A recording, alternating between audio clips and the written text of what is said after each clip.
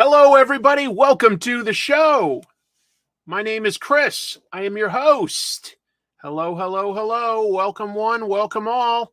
We're going to have a good one today. This is the Weekly Spinner Rack, where we are going to talk about a bunch of comic book news. I have some real bangers today. This is going to be one of those rare good shows that you've probably heard rumors exist. Yes, that will be today. Today will be a good one. I can nearly guarantee it. And we'll also have a few comic reviews at the end. Let's say hello to jumping early. Hello to Will. We'll also say hello to now it's coming in real fast because of the delay. Let's see. Hello, Andrew. Are you going to get more than one salute? There's the second one. Hello, little sister. Let's see.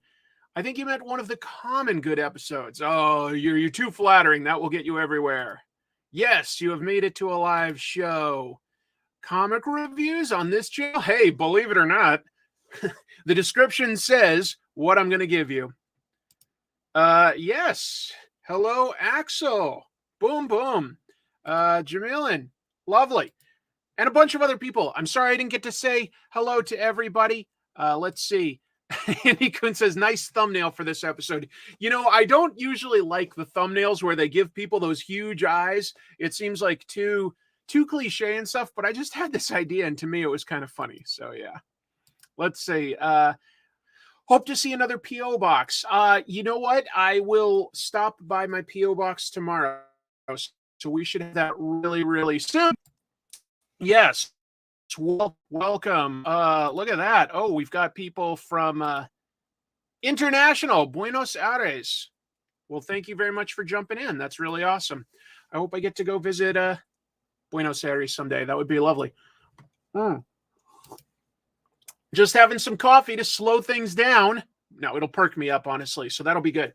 I'm excited to talk about the comics that came out this week. We'll do that at the end of the week. But I just want to say, like, it was what's called a fifth week. So usually it's a pretty small or light week for distribution.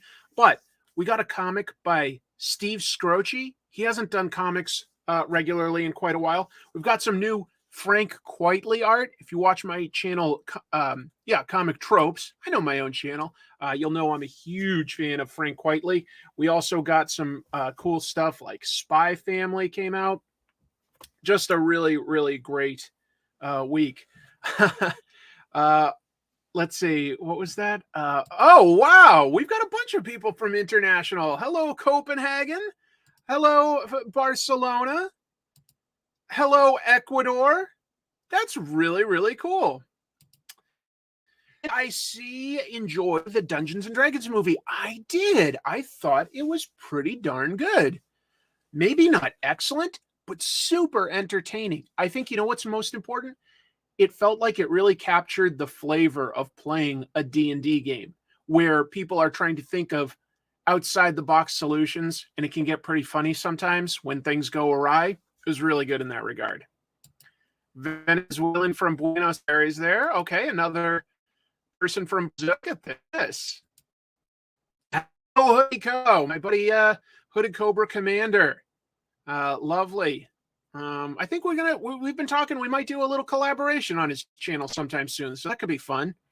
We've got somebody from Chile. See, now this one, I don't think I believe, Tari, because I've looked at my analytics and my views from Mars are very, very low. So I find it that very hard to believe. Yes, I also saw John Wick Chapter 4. You know, hold on. There's somebody saying hello from Mexico City. Wonderful. Thank you all. I had no idea that this live show had such a international reach. That's really cool. In terms of free time, I sincerely don't have a lot of it. That's the God's honest truth is I do my job. I do comic tropes. I got things like a PS5 and an Xbox for Christmas that I have not really used yet. Okay. And I would love to, but I've set that aside. But what I will do is I will sort of give myself usually like one movie a week. That's sort of my downtime.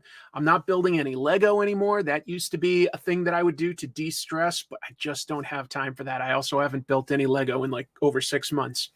But, whatever. I like doing this show. I like doing this live show a lot, just to be clear. It's a lot of fun.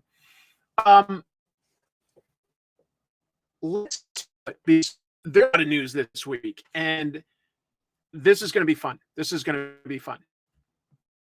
How many do I think I read per week?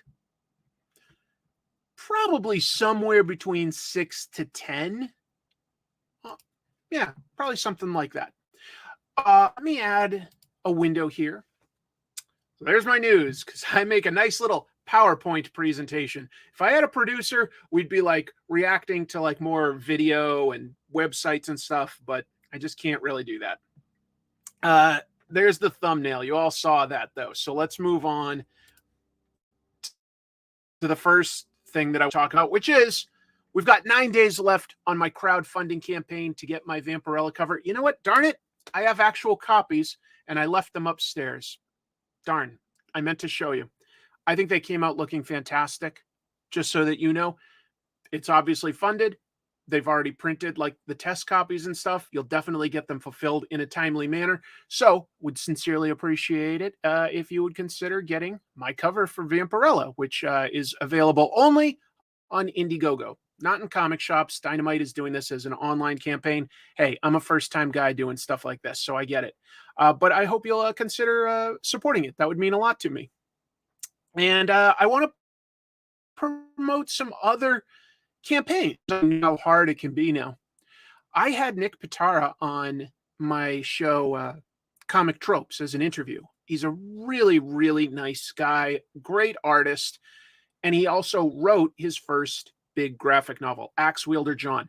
Now, this campaign had already closed, but the cool thing about Zoop is they can reopen a campaign when it's almost time to fulfill. So they've sort of got a small window now where you can jump in sort of last minute if you just want to jump in and take a look at how much this thing already raised. Super successful campaign, super successful.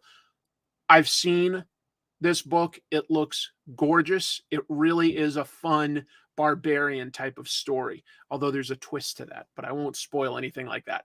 168 pages, not bad at all. And finally, this one I only discovered yesterday. So I had a friend, I say had because I haven't been in touch with him in a long while. His name's Travel Foreman. Fantastic artist. He's done a lot of comics, but off and on, no super long runs, but you might have seen his work in things like Iron Fist or Animal Man, which he did with Jeff Lemire for New 52. Anyway, he's got his own totally crazy comics that he makes, and he's putting them together in an omnibus. Hold on. I've got something. Thank you, Chrissy. My wife has something for me that I can show you guys in a minute. Anyway, I love this guy's art. It's so beautiful, beautiful, beautiful stuff. He's got a campaign on Kickstarter. It's called Zurst. It's an omnibus. And if you go there, you can read the first issue digitally. He's got a link, just giving it away for free. High five, Nick P. Absolutely. Where can we buy if we want a copy? All of this stuff is... Wait, the audio is bad? Let me check my settings real quick, folks. But I thought that everything was good. Settings. Audio. Mic. Is this any better? Is this does this audio sound any better to you folks? I may have adjusted a setting there. You never mentioned that you also have Comic Tropes merch available with your Vampirella cover. Well, that is 100% true. For instance, once you get the cover, if you want, you can get Comic Tropes merchandise. Let me temporarily remove this. Audio is fine for everybody. Okay. Slightly choppy. That might just be the bandwidth or something.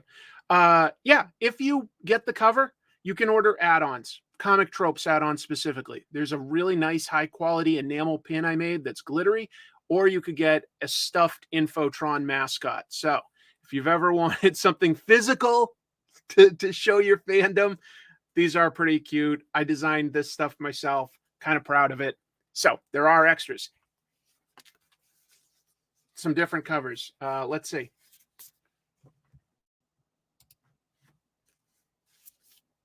There it is. There it is. This is Vampirella. Now, the interior story has nothing to do with this cover, okay? This is just a fun cover. Inside is, this is issue 6 of Vampirella Year 1, written by Christopher Priest. It's her origin. But there's me, exclusive cover. And they've got a little plug for my show, which is pretty nice. You could also, if you wanted, get just the black and white art. Mark Englert did the colors on this, and I think he did an amazing job. But you can also just get my line art version, or if for any reason you want to, you can get the Virgin edition without any of the trade dress. And if you ever see me, I can always, sign or remark it, things like that. So, pretty proud of that. Wanted to get some plugs out of the way right up front. Chrissy, thank you for those. That's really, really sweet of you. I'm glad. Who knew? My wife was watching the show. That's nice. So anyway, yeah, if you have heard of him, though, Travel Foreman is a great artist, like super, super amazing. I really recommend checking this one out. All 3 of these campaigns have been funded. So all it is if you want to get in on this at a good price, you can get all of those. But let's move on with some more news. You were wondering about Travel? Well, he just came out of nowhere to put this Kickstarter up the other day. So I'm happy for him. Happy to share that. Let's start with some kind of fun news. Captain America 4. We all know this movie's coming. I was a little surprised by some of this news, though. They announced that Liv Tyler, seen here as Betty Ross, she's coming back. She played Betty Ross in The Incredible Hulk, which was 15 years ago now. That was when the MCU started. Obviously, they've brought back Thunderbolt Ross, and they recast Hulk, but nobody else from that movie had really showed up until fairly recently, when we got Abomination in She-Hulk and in Shang-Chi. But now we're getting Betty Ross is coming back. So not sure why. However, we do know that Tim Blake Nelson is also returning, and he's going to be the leader. So maybe it has something to do there, a relationship there. We also know that Harrison Ford is taking over the role of Thunderbolt Ross, and that he will be the president. So several characters from The Incredible Hulk crossing over.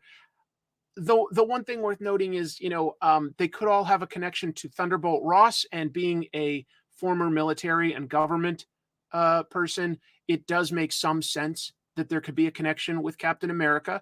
Also, The Incredible Hulk in the movies was, and actually in several versions of the comics, was an attempt to replicate the super soldier formula. So there is some connections there. We'll see where that goes. Thank you for the compliment there. Nice haircut. Yeah. Lovely to see you, EJ. Yes, Travel is very, very impressive. You love Liv. Yeah, I think that she's been in some TV shows lately, but I haven't really watched those. I know she was in The Leftovers, I think, and some others, but yeah, we'll see. Are there going to be Captain America characters? We shall see. Actually, yes, because let me continue with the news. You know who will be coming in? These are 2 characters that have something to do with Captain America. Carl Lumley and Danny Ramirez are both returning. Now, they were both in the show Falcon and the Winter Soldier. Carl Lumley played Isaiah Bradley, who was basically another person given a version of the super soldier serum. In the comics, he was the prototype before Captain America. In the TV show, because they're sort of setting it in more real time and they're not retconning quite as much, he was a Captain America after Steve Rogers, was lost in ice and everything. So he fought in the less popular wars, like the Korean War, Forgotten War. And Danny Ramirez in Falcon and the Winter Soldier was playing Joaquin Torres, basically a military assistant to Falcon, who now, is Captain America. In the comics, he becomes the new Falcon when Sam Wilson becomes Captain America. So yes, there are two characters from Captain America comics that will be making their way into the movie. So we'll see. I mean, how could they not turn him into Red Hulk? I think that they will. It's funny to think about, Harrison Ford is 80 years old. That is up there. At the same time, when I look at him, I would guess, visually, I do still think he could pass for something as young as maybe like 65 or something like that. He does not look ancient. I'll say that. No, thanks for stopping by. Kale with the deep pull. Yes. I don't know how many of you remember this, but there was a time in the 90s when Fox, the TV station, was trying to come up with a TV show to partner with X-Files. They really should have stuck with their first one, which was Adventures of Briscoe County Jr. Really good show, but they thought that they could get even better ratings, so they kept trying all these replacement shows. None of them ever worked. One of those was a superhero show called Mantis. So anyway, we shall see. But yeah, I don't always talk about all the movie news, but that seemed like some fun stuff. I'm trying to be hopeful that Captain America 4 could be fun because I have to admit, I like the leader. He's a good villain. Not everybody does, but I like that villain. And so I'm excited to see some of these actors come back. Nice, Jamilin. That's awesome. That's awesome. Thunderbolt Ross isn't a physically demanding role. No, exactly. Like they're not going to have him, in red body paint pretending to be Red Hulk. I love Briscoe County Jr. It was a good show. It was a good ass show. Dr. Shubil, lovely to have you here. Saw you there. Hello, Victor. You're right, Andrew Jefferson. He's no Pace Pop Pete, but I can't reveal my casting there yet. Anyway, Ryan Kugler, that's related. Thank you for the super chat. And honestly, fingers crossed. This sounds like a good idea to me. Ryan Kugler is talking about being like an executive producer for a rebooted version of the X-Files. And if they do it, my preference is don't do it as a requel where the original Mulder and Scully and Skinner and stuff have like guest roles, but it's time for a new era of agents. Because I think that the mythology on X-Files, unfortunately, got to be a total mess by the end. It's not worth doing. I think you should just do a flat out reboot, maybe have more than just two agents on the X-Files. And because I love the X-Files, even in its last few seasons of its original run, the mythology stuff got bad, but they would still have some bangers of individual Monster of the Week episodes. They really did. You go back and they had some great writers, directors, and actors on that show. So I liked it a lot. Thank you so much, Kevin. Big shout out. So anyway, not 100% comic book related. Went on a tangent there. But my preference is if you're going to do X-Files, I'm totally okay with that. I loved X-Files. I would love to see a fresh start to the whole thing because it has a good central premise. Just go with it. We shall see. We shall see. They had phones though back then, Clay. They definitely used their phones a lot, and too many real world conspiracies. I think that's all fodder for an X-Files show. If you guys read comics, there's a pretty cool comic. What is it? It's about like conspiracies being real, right? I think it's written by James Tynion, but I'm so bad at names. I'm getting old. What am I thinking of? What am I thinking of? It's a pretty popular comic these days. There's going to be a delay, and somebody will point it out, but I'm not thinking of it right now. But it handles conspiracy theories well, and I feel like an X-Files should. Thank you, A-Man. You are the first one to figure it out for me. This is why I've got you guys. A lot of you are saying it now. Yes, Department of Truth. If Department of Truth can work, and I would argue it works quite well, I think a new X-Files could work. That's just my 2 cents. Just my 2 cents. Yeah, they brought X-Files back. Less said about that, the better. Let's just say it fell off. But I will always have an affection for the show and, honestly, for a bunch of its cast members. Gillian Anderson was a discovery there. She was so good in shows like Hannibal, and there was like a British show where she was like an investigator of serial killers. She's a really good actress. Anyway, boy, was that quite a tangent talking about X-Files. But let's move on. A free comic. Now, usually a panel or a free comic or just hyping up the comic publisher bad idea. In and of itself, none of those things necessarily going to get me. But the creative team on here, I'm a fan of. I wanted to mention this. So, there's a comic called Hero Trade Hudson. And that's a crime comic set in the world of superheroes, I take it. I haven't read it yet, but it's by writer Matt Kint and artist David Lapham. David Lapham is a favorite of mine that I've been like, I really would love to talk about his massive, epic Stray Bullets. Great comic. Told out of chronological order. It jumps around, but it all connects in really interesting ways. It's an amazing crime epic. Amazing. But it's intimidating to talk about it all. It's intimidating. But anyway, so these guys are doing a comic, and Bad Idea is the publisher. They're obviously pretty new. They do things a little differently. Instead of going through like Diamond or Lunar or, Penguin Random House, they do direct to retailer. That's what they do. And they hosted their first ever panel, apparently, at C2E2 this last weekend. And all of the attendees there got a free copy of the comic. They do all sorts of weird things to promote their stuff. But yeah. Oh, thanks, Gene. Yes, The Fall was the show that Gillian Anderson starred, like a British British crime show. Really good. If you've never watched it, really good. Stray Bullets is really good. Absolutely. Stray Bullets is... Wait, what did I miss?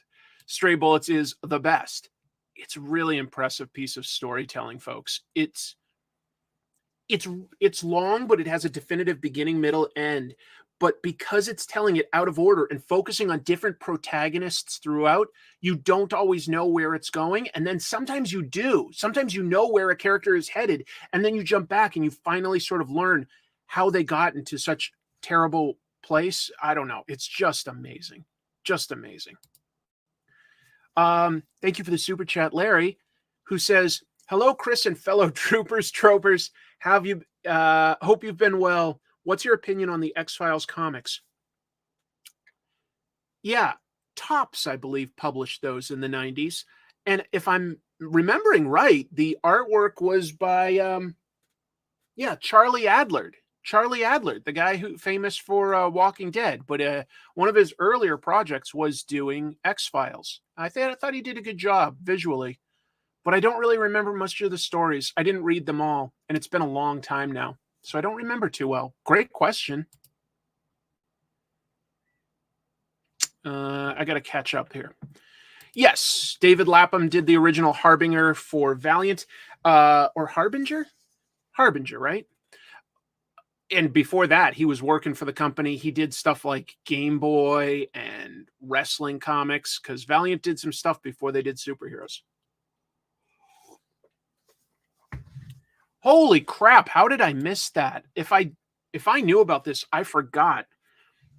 IDW did X-Files about 10 years ago, including crossovers with TMNT and The Crow. I have got to find Mulder and Scully interacting with Donatello and Raphael. That sounds insane. That sounds so wild. David Lynch loves Stray Bullets, so you know it's good. Man, it'd never happen. But if you were going to do like a prestige TV show version of Stray Bullets, and you could get David Lynch to direct and showrun, yeah, that would work, in my opinion. That would work great. Andy saying Charlie Adler drew a bunch of those X-Files comics. They were better than they had a right to be. Yeah, I think that like our expectations for Topps was fairly low at the time. They did a few things. I think that they did several licensed books like Jurassic Park and maybe even Texas Chainsaw Massacre. You know, we're going back like over 30 years, so it's hard to remember. That means Munch is in the TMNT universe. Yes, by the transitive property, Munch was on an episode of X-Files. Jose Chung's from Outer Space, if I'm remembering correctly. Man, I guess I've got some X-Files trivia noodling around here. Yes, Topps is in the baseball card company. 2 P's in there. They got in on comics in the 90s like everybody else did. There were so many new publishers in the 90s. It was crazy. Just crazy. There's several of my episodes that will go back into like talking about all the different publishers there. Here's a fun kind of comic idea that I think I'll be picking up. I'm a big fan of Quentin Tarantino. I am. I don't think he's ever made a bad movie. Some of them I like way more than others, I'll say that, but I don't think he's made a bad movie as a director. Titan Comics is going to publish a book here called Quentin by Tarantino. Who's it by? The amazing. Anyway, it's coming out in October. It's going to be a biography book. Hold on. We got a guest start. Let's pick him up. Who have we got? We've got Jack. Hi, buddy. You smelling the coffee breath? All right. That was it, folks. Quick cameo by Jack. And he's gone. Look at this. 228-page biographical book about Quentin Tarantino. I guess it depends on how much you like Tarantino. But I would love to read a comic book version of it. I like biographical comics. Books like Fun Home. You could argue Mouse is biographical. What are some other biographical? American Splendor. I've done an episode about that. I love biographical comics. Oh, Chrissy says that I just picked up Lily. Sorry, Lily. It went pretty fast. Chrissy. Sorry. Quentin Tarantino, just to be clear, did work on a comic once. He's obviously had comics referenced in movies. I'll talk about that in a second. But he was the co-plotter of the Django Unchained / Zorro crossover comic that Dynamite put out, which is better than you would think. It's better than you would think. Let's see. So, yeah, Tarantino has referenced comics in a lot of his scripts. So if you've ever seen True Romance, Christian Slater's main character works at a comic book store. He takes his date there to impress her with his comic book trivia knowledge. What else? He did some rewrites for the movie, I think it was called Crimson Tide with Denzel and Gene Hackman, submarine movie, where some characters argue which is the best version of Silver Surfer. And Denzel argues, of course, it's Jack Kirby's Silver Surfer. Oh, yeah. There's another good biographical type of comic. My Friend Dahmer. I definitely have read that by Durf Bachter. Fantastic book. You Don't Know Your Own Children. All right. Yep. Kill Bill has a monologue about comics. Although I don't quite agree with Bill's take on Superman. You know, yeah. Quentin Tarantino, I think, legit likes comics. And yeah. So, you know, it's cool. Right. He threw the Jack Kirby reference in Crimson Tide. So anyway, a comic about Quentin Tarantino's life could be very interesting. I don't know all that much about him as a person. I just haven't bothered to read it. But I do love his movies. And I'm trying to think right now, like, you know, which would I argue is my favorite, which is not easy. I think my favorite might be Inglorious Bastards, but I keep thinking of both Django Unchained and Once Upon a Time in Hollywood. And then I start going back and remembering just like how amazed I was at seeing Reservoir Dogs. I don't know. That's hard. That's hard.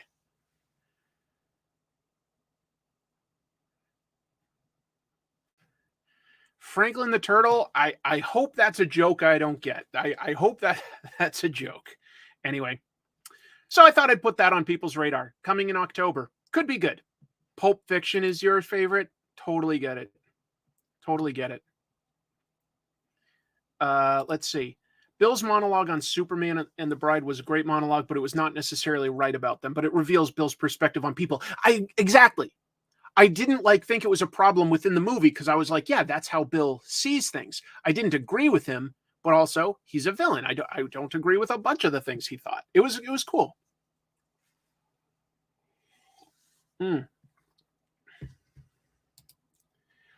I've heard he can be a jerk too, but whatever. I don't know anything for a fact. I just know I like his films. I do. Let's see. A lot of people saying Pulp Fiction, Inglorious Bastards was the best.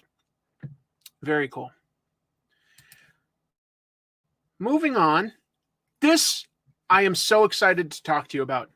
This man here, this story is going to blow your mind. This man is Darren Watts, okay? Lives in the Detroit area. His father was a man named Dale, who had collected comics to such a degree it led to his parents getting divorced early on. He kind of alienated his children. Apparently, he was on the spectrum. He was kind of autistic and stuff, but that just helps us understand a little bit about why he might have connected with things so well.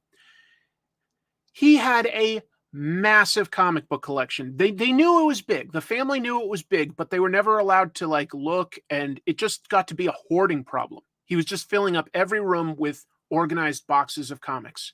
How many comics? Well, he has now passed away, and the family has learned he had over 1 million comics, all organized very well, all preserved in huge shipping containers and stuff.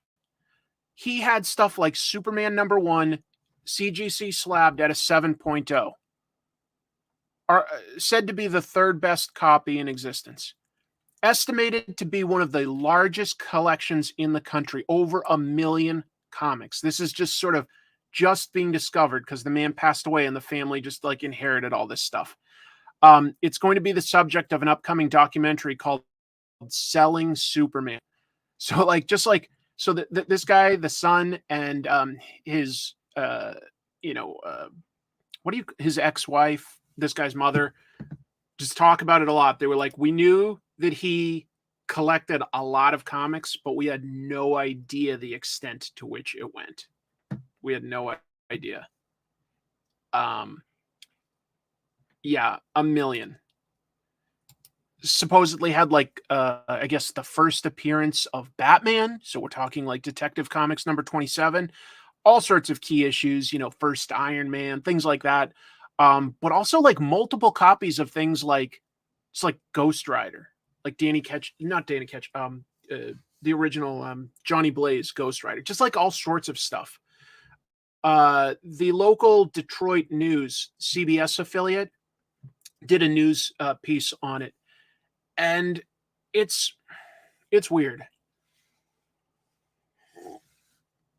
Well, they say that, the guy sort of ignored his family to focus on his collection and drove them away. But it sounded to me when I was watching the news that the son was I just wish he had been more open and honest about what he was putting together as this collection, because it is amazing. But the guy sort of kept stuff to himself. 1 million comics. Perfect impression. But yeah, if you want to go on YouTube, just look up, some of these key terms, and look for the CBS affiliate in Detroit. They've got like a little bit of a news story where you can see them going into these what do you call them, storage facilities that he's got the stuff in, and some of the most valuable stuff is in an actual like safe that he owned, like a walk-in safe. Just amazing. Family would have probably pressured him to sell. Well, I guess so. For what it's worth, the son says he's now like taken some of the key pieces of the collection around the country to share with people, and yeah, they're trying to sell it off. But what else are you going to do? You know, like it's way too much to keep. It's way too much. Folks, there are collections that get out of control. I don't know if any of you have dealt with it. Like when I moved across the country from DC to Washington State, the Seattle area, I sold off about 30 long boxes of comics, and it was tough. It was tough to part with some of that stuff. I love comics, obviously. I hope that's obvious. But you know what? In some ways, it felt really good to unburden myself from all that physical stuff. It was never fun to carry around. It was too many to sort of easily sort through to find some of your favorite stuff. And it's like ChemDog just posted, you can't take it with you. I've always tried to like have a little bit of a healthy relationship. Like, you know, I do love this stuff, but I personally enjoy reading it and finding it more than I enjoy having it. I don't care as much personally about the having it. If your part is, you know, grading it and preserving it, that can be a valid part of this, you know, hobby. That can I totally respect that. It's not my thing that interests me.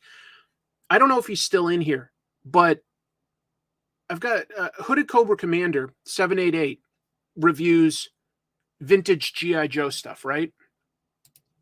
And he once showed me these videos about a woman who had collected literally every single G.I. Joe thing ever. And her entire house was just an overwhelming collection of things. And it wasn't like it was piled up. You know, she preserved it well. But it was just every single room had nothing but shelves and shelves of boxes and stuff. And it was a little depressing to me to just see somebody like have sort of had their life, you know, their physical living space taken over by their interest. It's just too much to manage. It's too much to manage. You're due for an unburdening. Oh, you are still here. Who am I thinking of, Hoodie Coco, in case somebody wanted to look up those videos? What was her name? Because she seemed like a perfectly nice person, but her collection was out of control, in my opinion. You know, kudos for what she accomplished. But unless it's like in a museum that everybody can enjoy, it's more than any one person needs. It's just, I feel like it negatively can impact your life if you have too much stuff. Here we go. Air Devon. She unloaded her collection and feels so much better without it. I'm really happy that she was able to do that because it was just too big. But folks, if you want to see sort of an interesting YouTube, it's essentially a documentary. Basically just some YouTubers got to go to her house and she shows off everything. So it's a big, like multi-part series. It's humongous. And it's fun to see all that stuff. But you also like have this glimpse behind the scenes of going like, how do you live like that? You know, it's just so much. And you probably feel this pressure to be like, oh, there was like, you know, a slightly miscolored variant issued in Brazil once. And I need to get that because that's one of the only things I don't have. Whereas you don't need it. This is my opinion, but replace comics with money. No one needs $1 billion and they definitely didn't earn it. Yeah, that's fair. I collect spores, molds, and fungus. The video's a little glitchy. Okay, sorry about that, folks. I do need to get a new computer. And I plan to, as soon as I can carve out some free time, I'm going to drive down to Portland, Oregon, and get a new computer, and that should make this show better. Let's get to the news, though. That was kind of a comics. I mean, that number is more than we can comprehend. You know, you can comprehend 1,000 items, maybe. But a million is just so big. It's really hard to truly comprehend what that is. Anyway, moving on. Here's another wake-up call within comics. The One Piece creator is suffering from some really bad health issues, and it's because he's working too hard, in my opinion. We're talking about Eiichiro Oda. He's been making One Piece since 1997, if I'm remembering right. He opened up about health issues created by sleep deprivation. He says he sleeps only 3 hours a night. He goes to bed at 9 a.m. and wakes up at noon. And other than that, he just sits in a chair and works. His assistants get some days off, but they apparently also sleep from 5 a.m. to noon. That just isn't enough time. That's just crazy. I mean, yeah, anyway, Otis says he skips meals because he just gets lost in the work. And he's gotten things like diabetes and gout from sitting in a chair too much. He doesn't have enough circulation. He's not working on his health.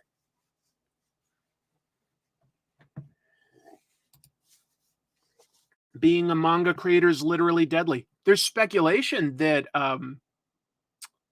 Berserk creator Kentaro Miura may have gotten his health issues by working too hard.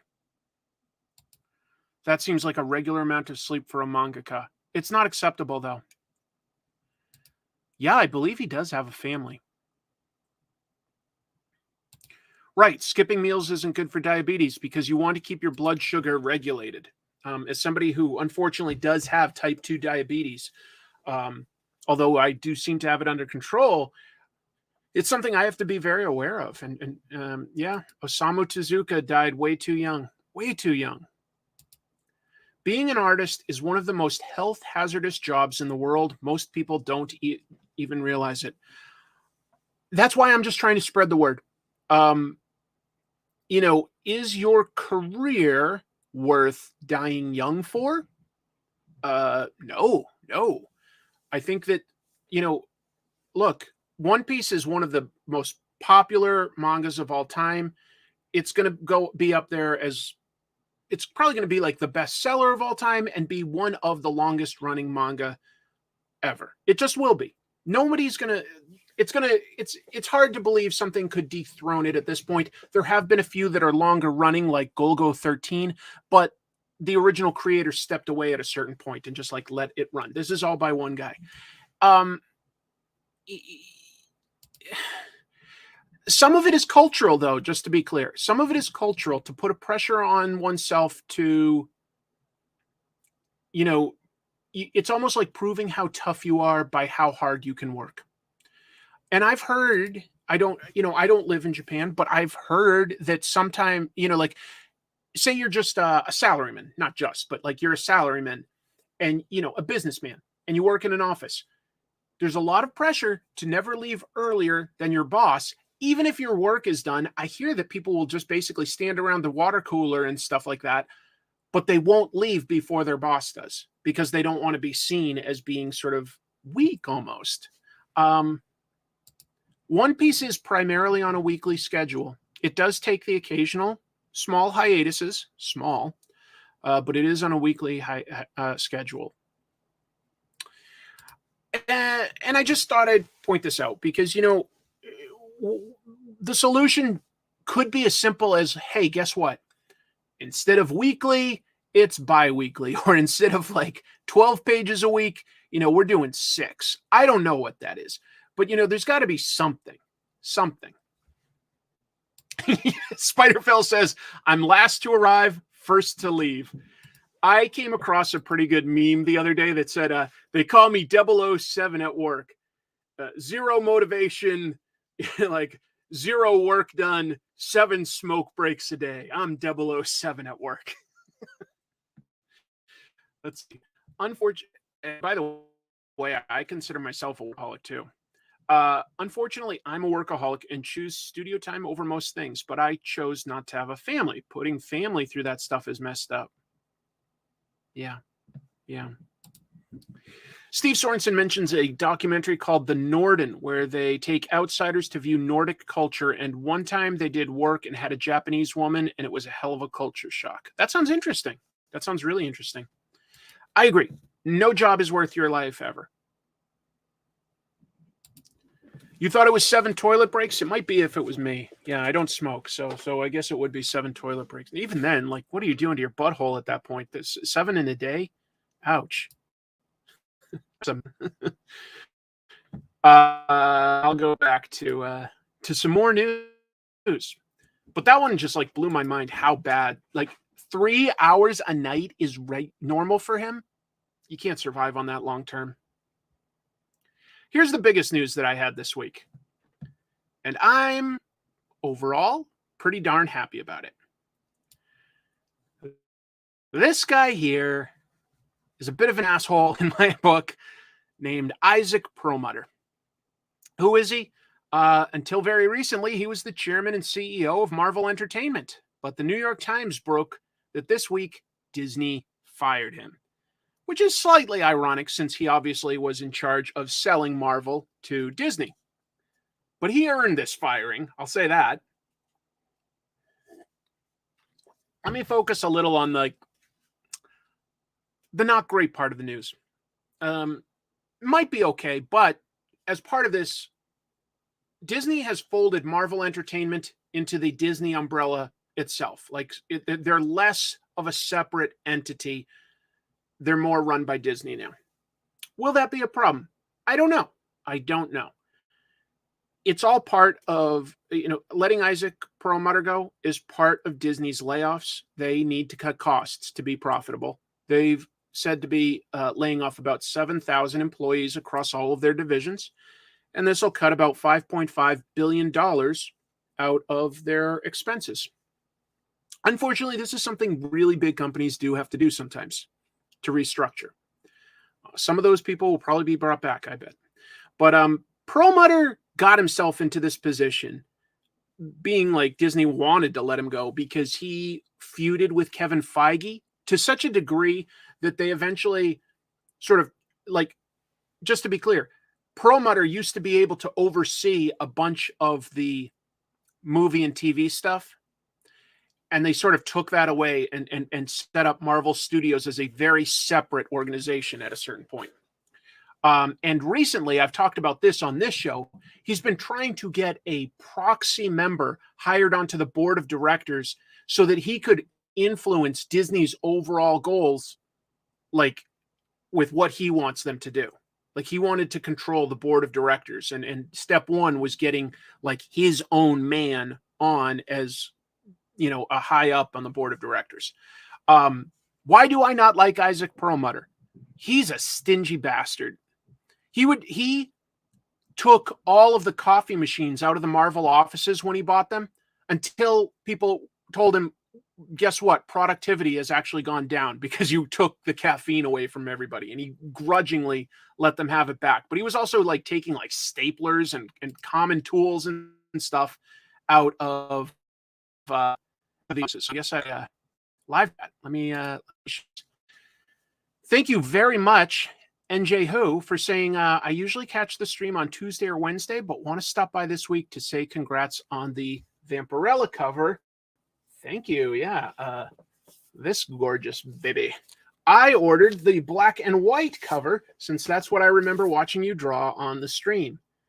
I really appreciate that support a lot. It means a huge amount to me. It really does. Every sale.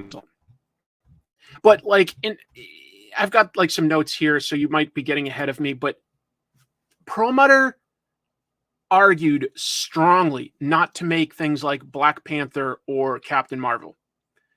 He's super conservative. Folks, he was put on various like supervisory positions for Donald Trump. Like he's secretly really good friends with him. And he just did not want women or Black people in Marvel movies. He did not want that. I've also heard that he specifically was why part of why who played the original War Machine? Jim Rhodes. It was Terrence Howard. He didn't like him, so he had him fired or something. Here's one thing that might be good for Marvel overall, is Dan Buckley has been the publisher for a long time. He will remain on as the publisher, even though Marvel is now within Disney.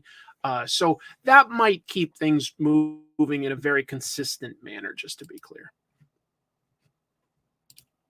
A second super chat, a quick FYI to anyone else like me who was on the fence about starting at issue 6. Thank you for mentioning this. There is an option to add issues 1 through 5. That's what I ordered and recommend. Then you get the whole Vampirella origin. It's a good jumping on point if you don't know the character.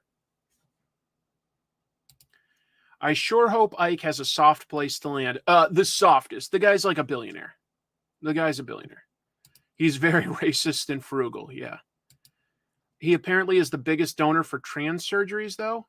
That doesn't sound right. Maybe. I don't know. Did you hear this might also mean that Marvel, the publishing division, ends and Disney will just license their comic stuff? I didn't hear about that. I would not put much weight in that. I just don't believe that that's what they'd want to do. No. I don't think that makes much sense. I really don't. If it does, then it does. I mean, they'd obviously put like, hey, this other company gets like 2 years to prove they can do it better. Otherwise, we take it back. But I just don't buy it. Anyway, I don't like him. I'll just say that. That's just my opinion.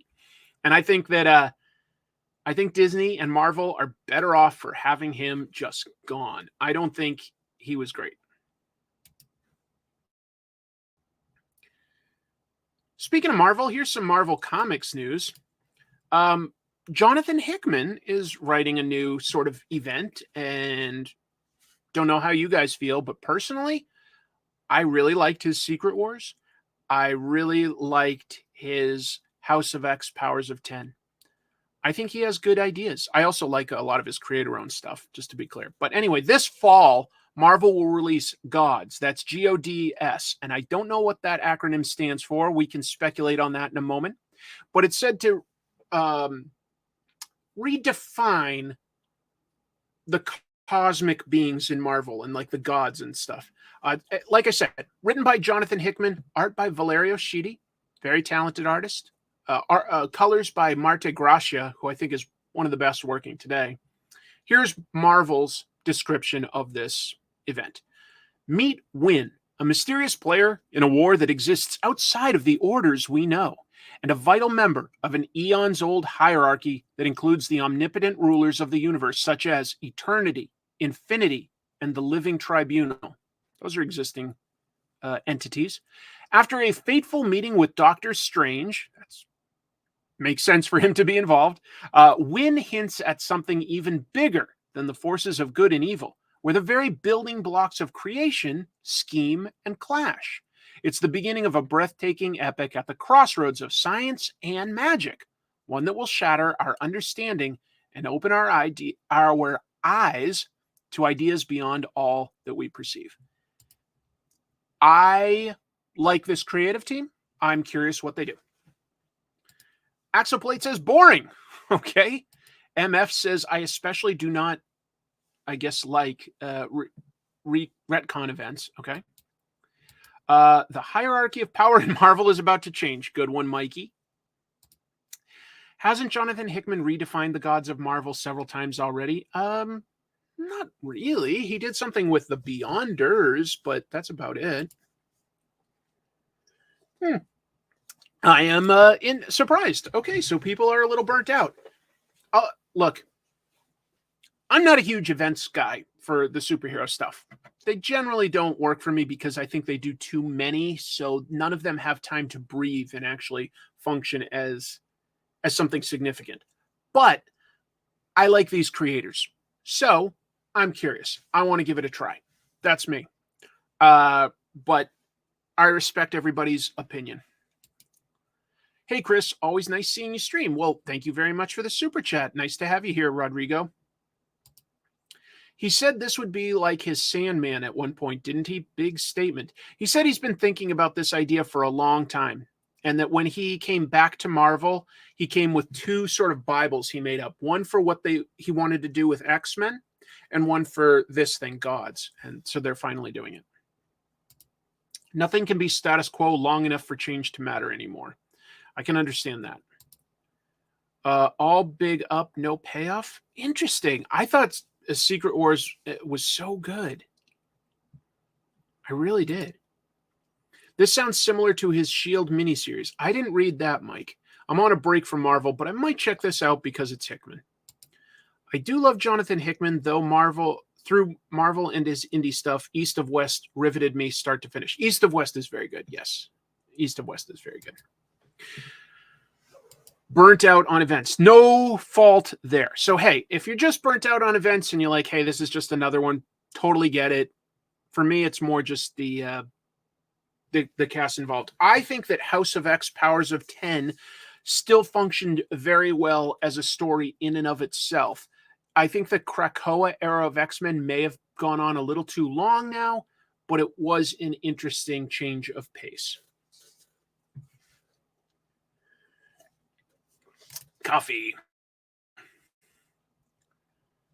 There's a new Superman animated series, and originally this show was created for HBO Max, and then HBO Max, of course, started like just cutting all sorts of stuff.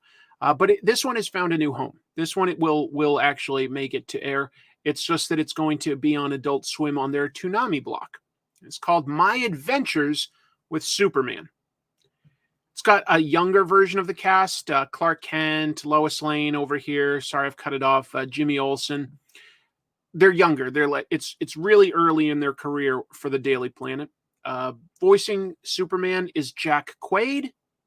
Beyond that, we don't know a whole lot other than it's supposed to supposedly have more of a romantic comedy type of tone as compared to being just superhero stuff. So it's focusing a bit more on the characters at work.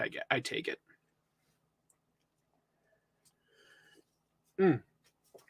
Jack Quaid has all of a sudden become a bit of a voice actor, hasn't he? Because he does Star Trek, and he's in comic stuff because he does The Boys. Now he's doing now he gets to be Superman. I agree that that's a great design for Lois Lane. I feel like I've never really seen her designed with short hair, but I feel like that looks like her. Yeah, that's crazy that HBO Max had dropped the Ed Brubaker Batman show, but that was picked up by Amazon. So, yeah. Boimler, Star Trek Superman crossover confirmed? Hey, who knows? Oh, yeah. The Jimmy Olsen series by Fraction and Lieber was fantastic. Really, really good. Really, really good. If you haven't read it, that's a pretty funny murder mystery book. 12-issue series available as a trade paperback, so you can read it all at once. It's weird, but it's funny. Yeah, it definitely does good by Jimmy Olsen. I understand this point of view, JoJo. I'm kind of against known stars doing voice acting. Some are good, but voice acting is a different skill. It is a different skill. It is a different skill. But some actors are very good at it. It is still a form of acting. I'm very impressed with, say, Mark Hamill, I think became the definitive Joker as just one example.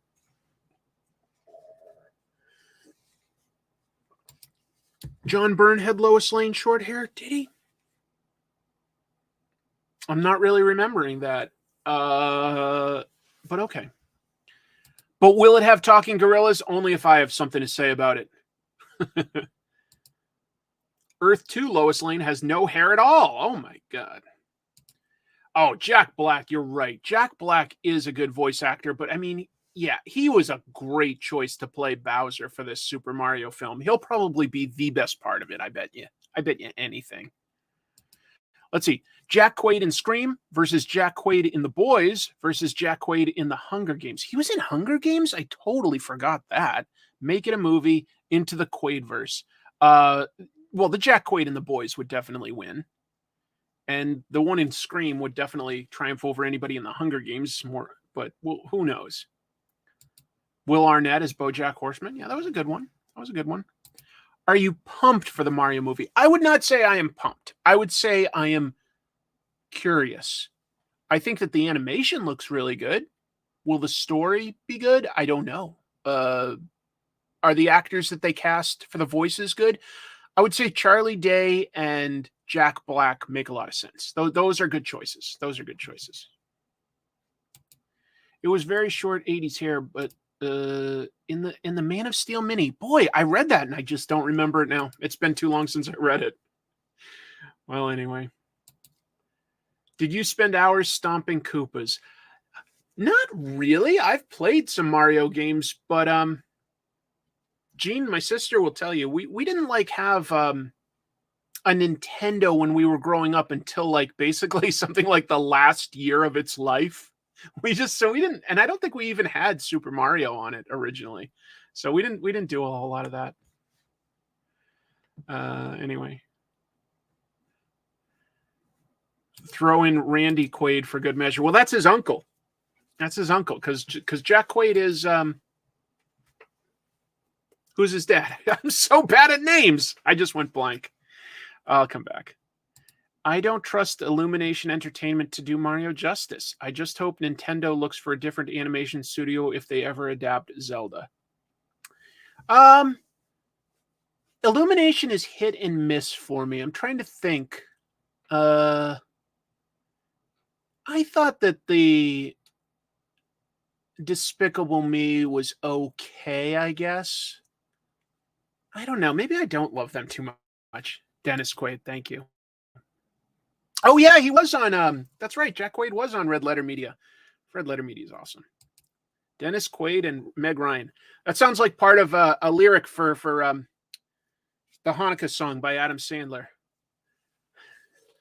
Jack Quaid, son of Dennis and Meg. Look out. My butt needs to get pegged. He'd sing like that. I don't know. My dad bought our Nintendo when it first came out. That must have been fun. I always enjoyed playing Nintendo at my friend's house.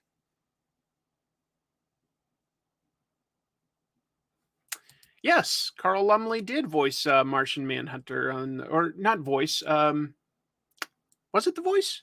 It was the voice, right? Yeah. Anyway. I'm glad you guys like that. I was just riffing. Hey, is Clayface going to appear in the movies?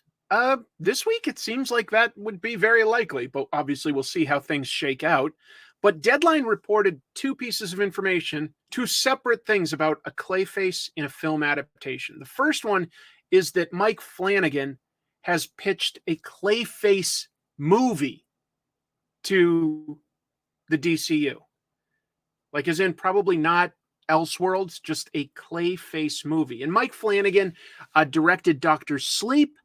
I believe he was the showrunner on a Netflix horror show. I think it was The Haunting on Hill House, but maybe it was just The Haunting. There's too many shows with haunting. But he was the showrunner on that. He's done some good stuff. I will say that. He's done some good stuff. It seems a little weird to me to do a movie about just Clayface. But who knows? They also said that Clayface is being considered as one of the enemies for Batman 2 by Matt Reeves. I like that idea because what have we not seen too much in the live action Batman stuff? We haven't seen a lot of super powered villains. Batman and Robin did have Poison Ivy, Bane technically, and Mr. Freeze. But aside from that, it's been just weird people, like Penguin, Riddler, Joker, Catwoman, like not people with powers. But Batman does have some good rogues with powers, like Clayface and Man-Bat. It could be something a little different that we could get. Mike Flanagan has been saying since 2021 that he wants to do a Clayface movie as sort of a horror thriller tragedy story. And here's the thing.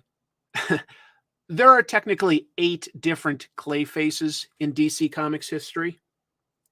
I would argue only about 4 of them are kind of famous, and well-known. And even that is sort of stretching famous, but have been used more.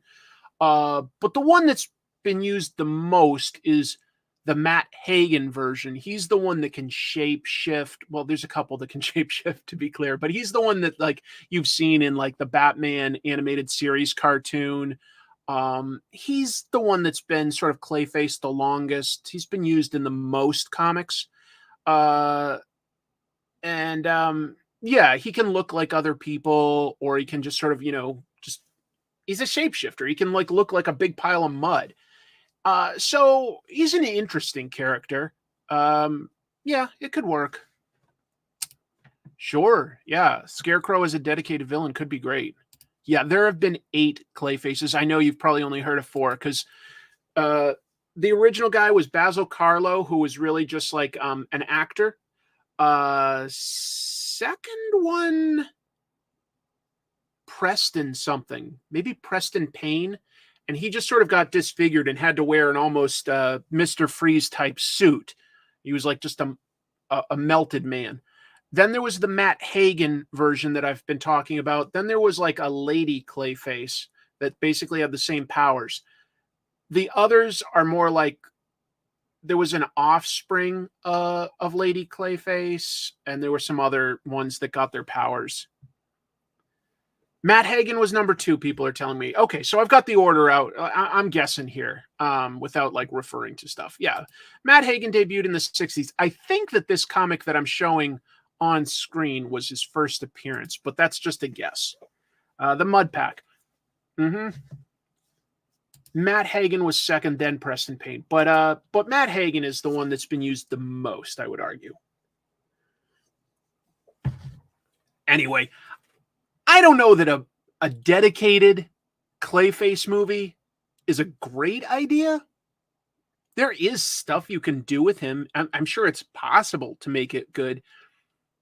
But there's so many other characters, I think, in DC that are interesting that might be a better use of time, Right. There was the girl Robin fell in love with who turned out to be a piece of Clayface. Yep, that was one of the 8 I'm talking about. Casually Comics has a Clayface playlist. Wow.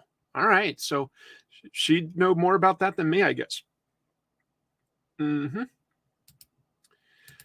it be worse than Morbius? Hey, of course it could be. I don't think it's likely, but of course it could be. There have been worse movies than Morbius. Morbius was not a good movie. I would call it a boring movie as compared to a flat out bad.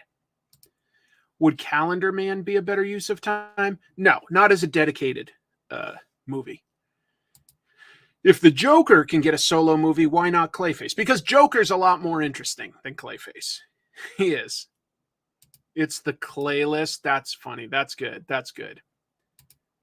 It would have to be a horror thriller told as a tragedy. It could work. It could.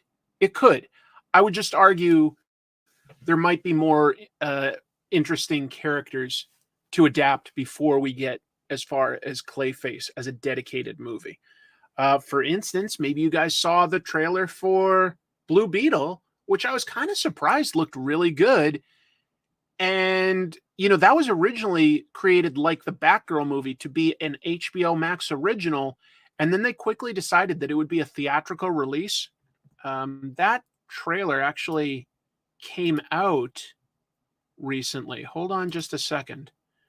Let me pull something up.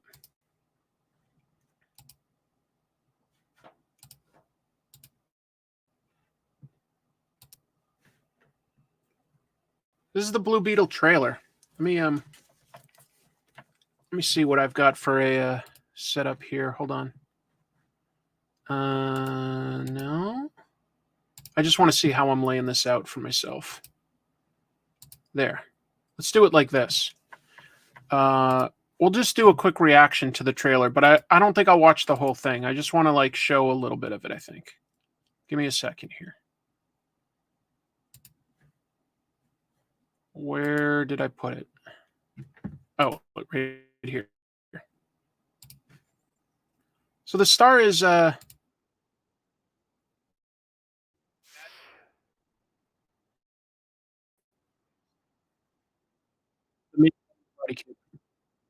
Cobra Kai.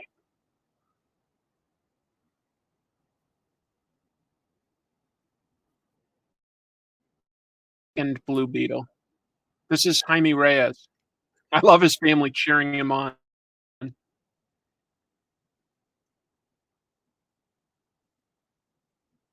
Big Belly Burger is the, chain of yeah, Big Belly Burger is the chain of fast food in the DC universe, so that's actually a pretty clever little Easter egg. And look at this. This is George, Lopez, playing his uncle. Almost unrecognizable with that wacky beard. Yeah, a lot obviously is in it as, like, sort of a family comedy, which is, different.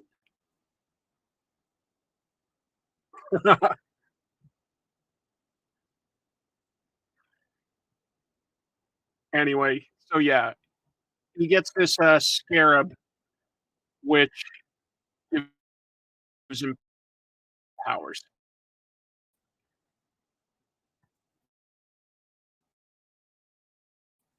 Epic Jaime Reyes Blue Beetle look. That's impressive. All right. I'm going to pause it there and go back to what we were talking about. But I don't think that looks too bad. It looks kind of funny, and I think the idea of giving us a family based cast that's a little funny would be funny. Wait, can't see anything? Oh, did it not show? I thought that I was streaming it. I'm sorry, folks. All right. Well, I'll go back to the news then. I guess I messed up. My sister said that you couldn't see anything.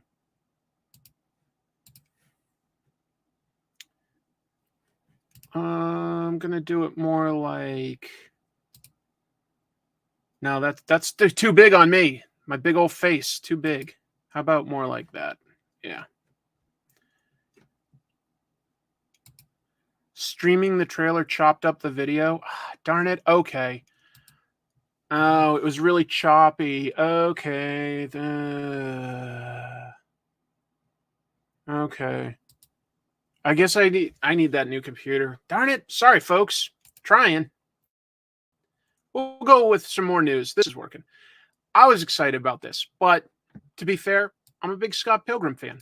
I love Brian Lee O'Malley's work, and I enjoyed the live action version quite a bit. Well, the entire cast of the live action movie is going to voice those characters again, this time for an animated version. This was announced by director Edgar Wright. He put this cast together and directed the live action adaptation of the comic. He announced that the cast is coming back. We've got Michael Cera as Scott Pilgrim, Mary Elizabeth Winstead as Ramona Flowers.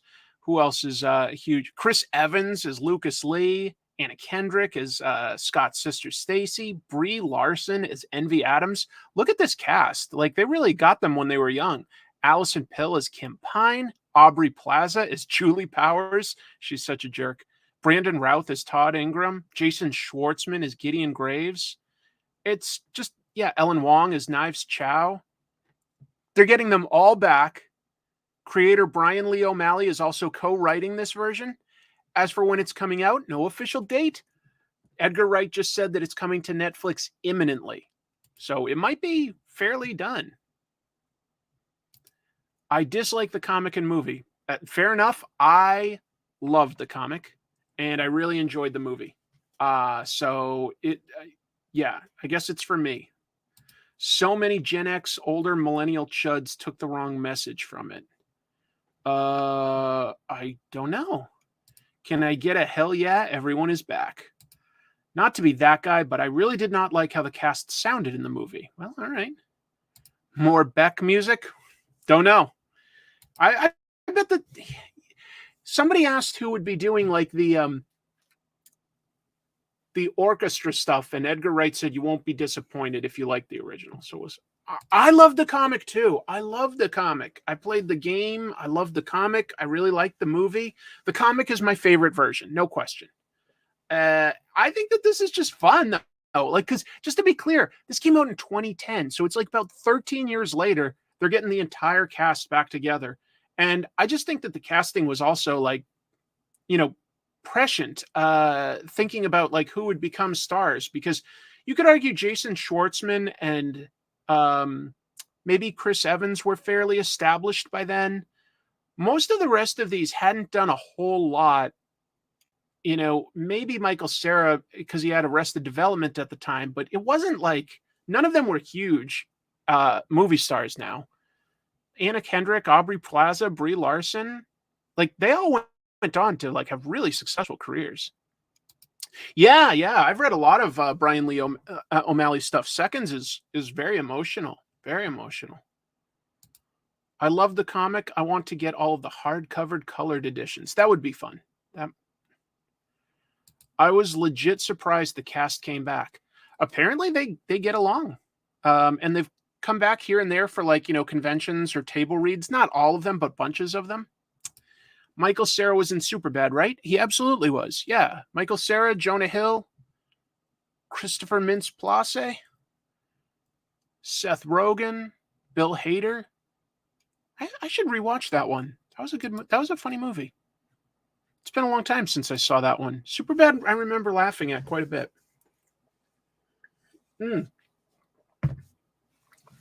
Yeah, great call out here, Bicho. Animated by Science Saru. So nice animation studio behind it. Should help. Oh yeah, he was good in Juno too. But he hasn't been in a whole lot. Like, he keeps popping up, but he hasn't been in a lot lately. Oh man, Bill Hader is underrated, Archmage Frey. If you haven't seen the incredible work that he does on his show Barry on HBO, boy, do I recommend that. It can be funny. It can also be very, very dark, just to be clear, because it is about a hitman. But the work that he does into building that character is just incredible. Yeah, Chris Evans was in Scott Pilgrim Tari. He's right up here in the corner. He played one of Ramona Flowers' 7 evil exes. I think he was the second one. Maybe he was the third, but I think he was the second one. Yeah, Barry is amazing. Yes, I agree, Dr. Shubo. Barry is so freaking good. Oh my god. Have I read any of Snot Girl? No, I haven't. Yeah, I actually got a huge kick out of that, Mike. The reason he was doing that is because David Lynch just likes to put silly, funny stuff in sometimes. But yeah. Hader did win 2 Emmy Awards for Barry. Well earned, too. Well earned. Quite a show. I used to like Scott Pilgrim when I was a teen. Now I think he's a bit too much of a jerk for my taste. He is a jerk.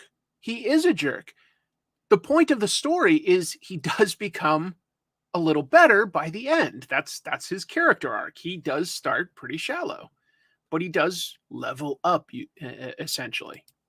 Maybe they don't show that enough, but he's not a perfect character by any means. He's quite flawed. Yeah, there's a trailer for season 4, which I think is the final season, and that comes out pretty soon. This is back when Chris Evans was the guy from Not Another Teen Movie. He hadn't done a whole lot. But I could be wrong, but I think that Chris Evans may have played more comic book characters in movies than anyone else. Because let's think this through. He's got Captain America and Human Torch. He's got Lucas Lee. He's got whoever he played for the Losers.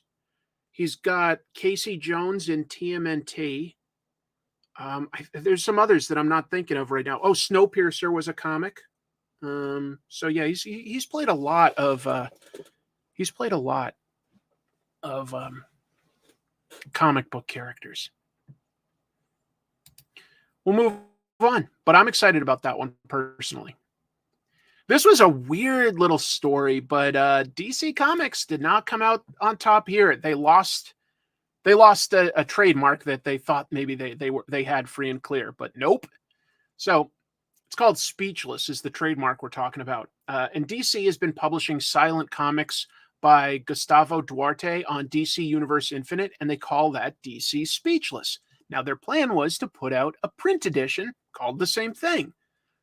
Here's the problem they ran into.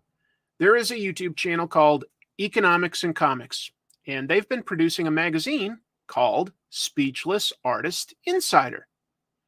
They got the trademark for printed comics in 2021. So they actually reached out to DC Comics and told them before they printed it. They should have waited until after, because then they could have gotten a bunch of money. But they waited. They did the right thing and told them before, and then ended up having to pay some lawyers to like defend their position. And now DC will release the print edition as DC Silent Tales. That's going to come out in April. The online version on DC Universe Infinite will still be called DC Speechless there, but Economics and Comics got the trademark for print. Technically, yes. Technically, he also briefly played Loki. How can you trademark Speechless? You can trademark it in certain instances. Specifically, you could argue that it would be confusing if more than one comic magazine was called Speechless. So if you come up with that title first for comics specifically, now if there was going to be, say, like a political newspaper and they called themselves Speechless, then Economics and Comics couldn't defend against that. But anyway, some serious fan service in that right image. Yeah, maybe. You don't own the rights. It isn't copyrighted. It's trademarked. It's saying, I put out a version of a thing under this name, and I plan on continuing to do so, and you have to prove that you do, and something in a similar field or a similar product can't also use that name because you got there first. If I wanted to create a water, a purified water, and I wanted to call it Spy Family, I don't know, maybe I could. But I certainly couldn't make a comic book or, in any form. I couldn't call it Spy Family.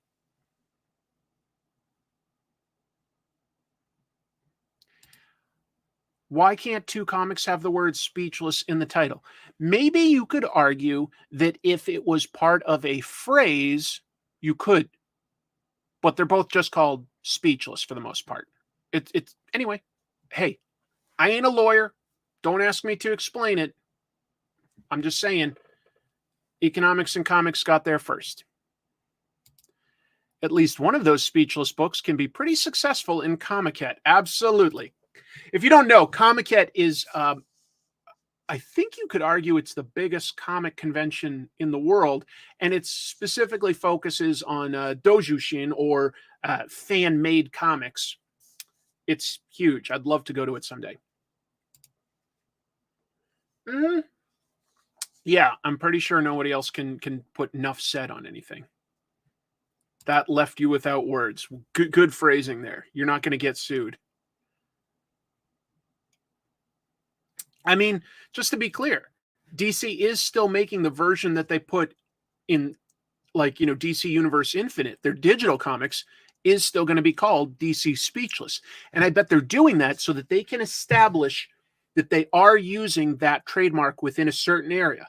And if that Speechless Artist Edition magazine ever stops publication for a certain amount of time, then DC could apply to have the rights to the print edition as well, because they've established a history of using it in another format. Anyway, I should make paste in pots. That's your way in. Oh, that's a good idea. It's part of a product recognition in a particular trade. Yep.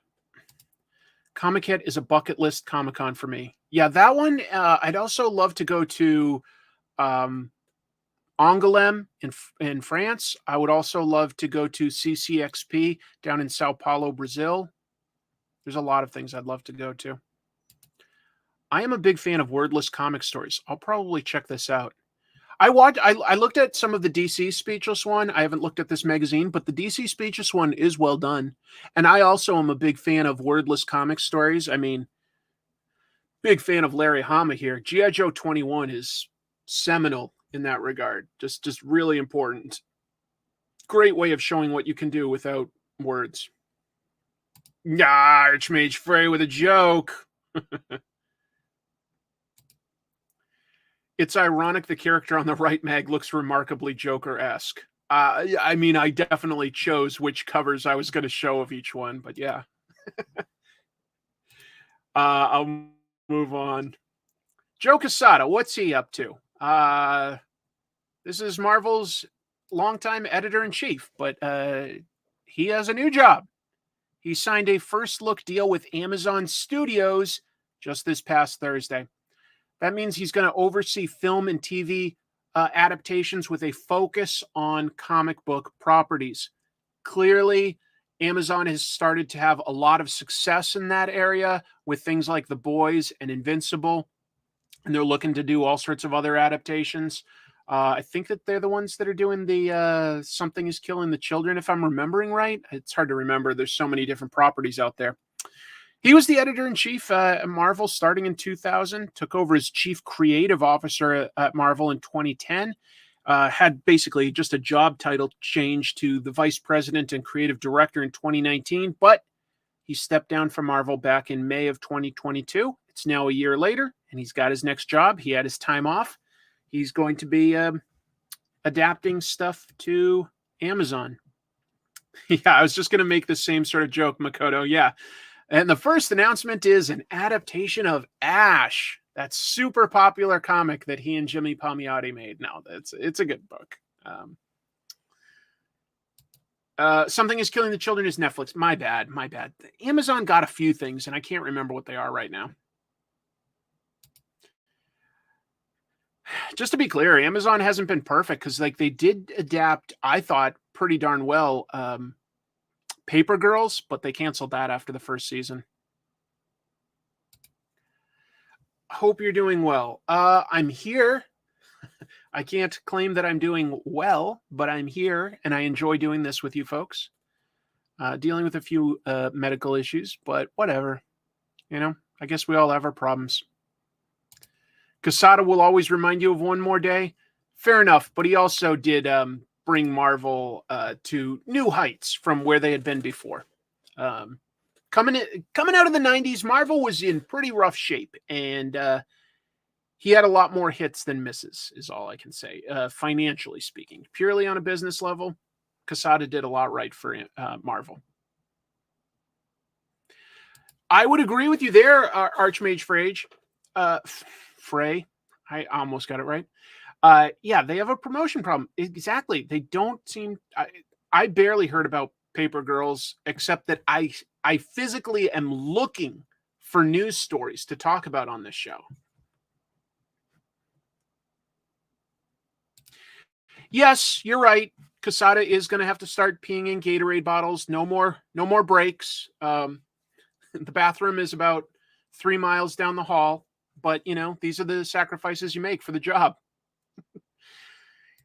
Amazon treats its warehouse workers and drivers like crap. Well, there goes my chance of getting a job at Amazon. That's okay. Amazon TV has zero marketing. I wouldn't say zero, because here's one thing I definitely do see. I don't know about you guys. When I go to the movie theater, a lot of times I get like a little ad telling you to be quiet before the movie, and it's like sponsored basically by Amazon. So it's all clips from Amazon TV shows of people going like, shh, be quiet, hang up, things like that. I'm sure Quesada is used to that, having known Perlmutter. Yes, Isaac Perlmutter famously cemented over the bathroom walls to keep people working. It is a little negative, but that's okay. It just means that we've got more viewers. How does one of the most valuable companies in the world have terrible marketing? I don't know that they have terrible, but I would say that, you know, they spend their money in some weird places sometimes. They do that. How many millions did they spend on, you know, their Lord of the Rings stuff? A lot. Bezos is watching. Oh, man. I'm screwed. Got a few more pieces of news. I like Junji Ito's horror manga. I like it quite a bit. His stuff legit can creep me out. Well, he's got a live action adaptation of one of his stories coming, as long as everything moves forward. But the plan is for Blood Sucking Darkness. That's also been known by some other titles, but mostly I've seen it translated as Blood Sucking Darkness. That's a short story that was most recently published in Smashed. It was published in one of his earlier anthologies as well. But it's going to be adapted into a live action film produced by Fangoria Studios. Yeah, is in the Fangoria horror movie magazine. I loved Fangoria as a kid. Screenwriter Jeff Howard will write and executive produce. He worked on things like Haunting of Hill House, so that's a good pedigree. Junji Ito himself is also producing, so he is definitely involved. As far as the story itself, this is it. Look, Junji Ito's stories are weird, so it's hard to simply say it in a sentence sometimes. But it's basically a vampire story, and the main character is this young woman who bleeds from her mouth a lot. It's beyond that. I'll just say, yeah, it's weird. She vomits blood. You're not a horror fan. Well, if you are, though, I think it can be pretty cool. Ito adaptations haven't been great, but I always give them a try. Hopefully Uzumaki breaks the trend. I liked some of the recent anthology animated show on Netflix. I liked some of them. It was inconsistent, but I like his ideas. And I will also say that, I grew up really enjoying reading things like the Stephen King anthologies, like his books that had short stories. Some of those were the best. The Running Man, that one about the way that people can teleport to other like planets. That one's incredible. I don't know, the Lawnmower Man. I'm not talking about the movie adaptations. I'm just talking about the short stories. There's so many good short stories there. I love short horror stuff. I do. And so I tend to like a lot of the Junji Ito anthology books. It's really cool. I agree to a degree, Evie. You're not wrong. He's got a very creepy art style. It's not like super slick and everything, but he's got some pretty disturbing body horror ideas. But sometimes the idea itself does carry like a lot of weight too. I hope Fangoria brings it to the American audience in a good way. Japanese to American film adaptations don't always do the best job. Nope, there's a lot of cultural differences. It can be hard to get it right. Silver Coin was a great short horror story. Yeah, I've heard Silver Coin is a good comic. I got to read that one. The Long Walk. Yeah. The Long Walk, where people just had to keep walking, and one person would survive. Yes. Ari Aster making a movie based on a Junji Ito story? Yes, please. Great idea. I've never heard that Walt Simonson did an adaptation of Lawnmower Man. Huh. An adaptation of the short story or an adaptation of the movie idea? Because very, very different stories, just to be clear. Super different stories. As the Lawnmower Man movie is totally bonkers. The director's cut is a must-watch. I've never seen that. It is a weird-ass movie. It has nothing to do, really, with the short story. Nothing. Confirm or deny, anthology horror is the best horror.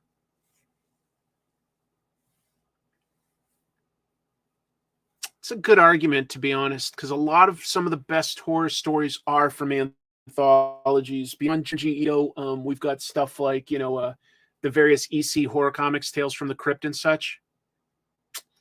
I liked a lot of the Creepshow stuff that came out recently. Maybe. Simonson's Lawnmower Man is great. Wow. Well, I will say Simonson's adaptation of Alien was pretty great, so I guess I'm not surprised to hear that. Short story was in black and white Marvel magazine Bizarre Adventure.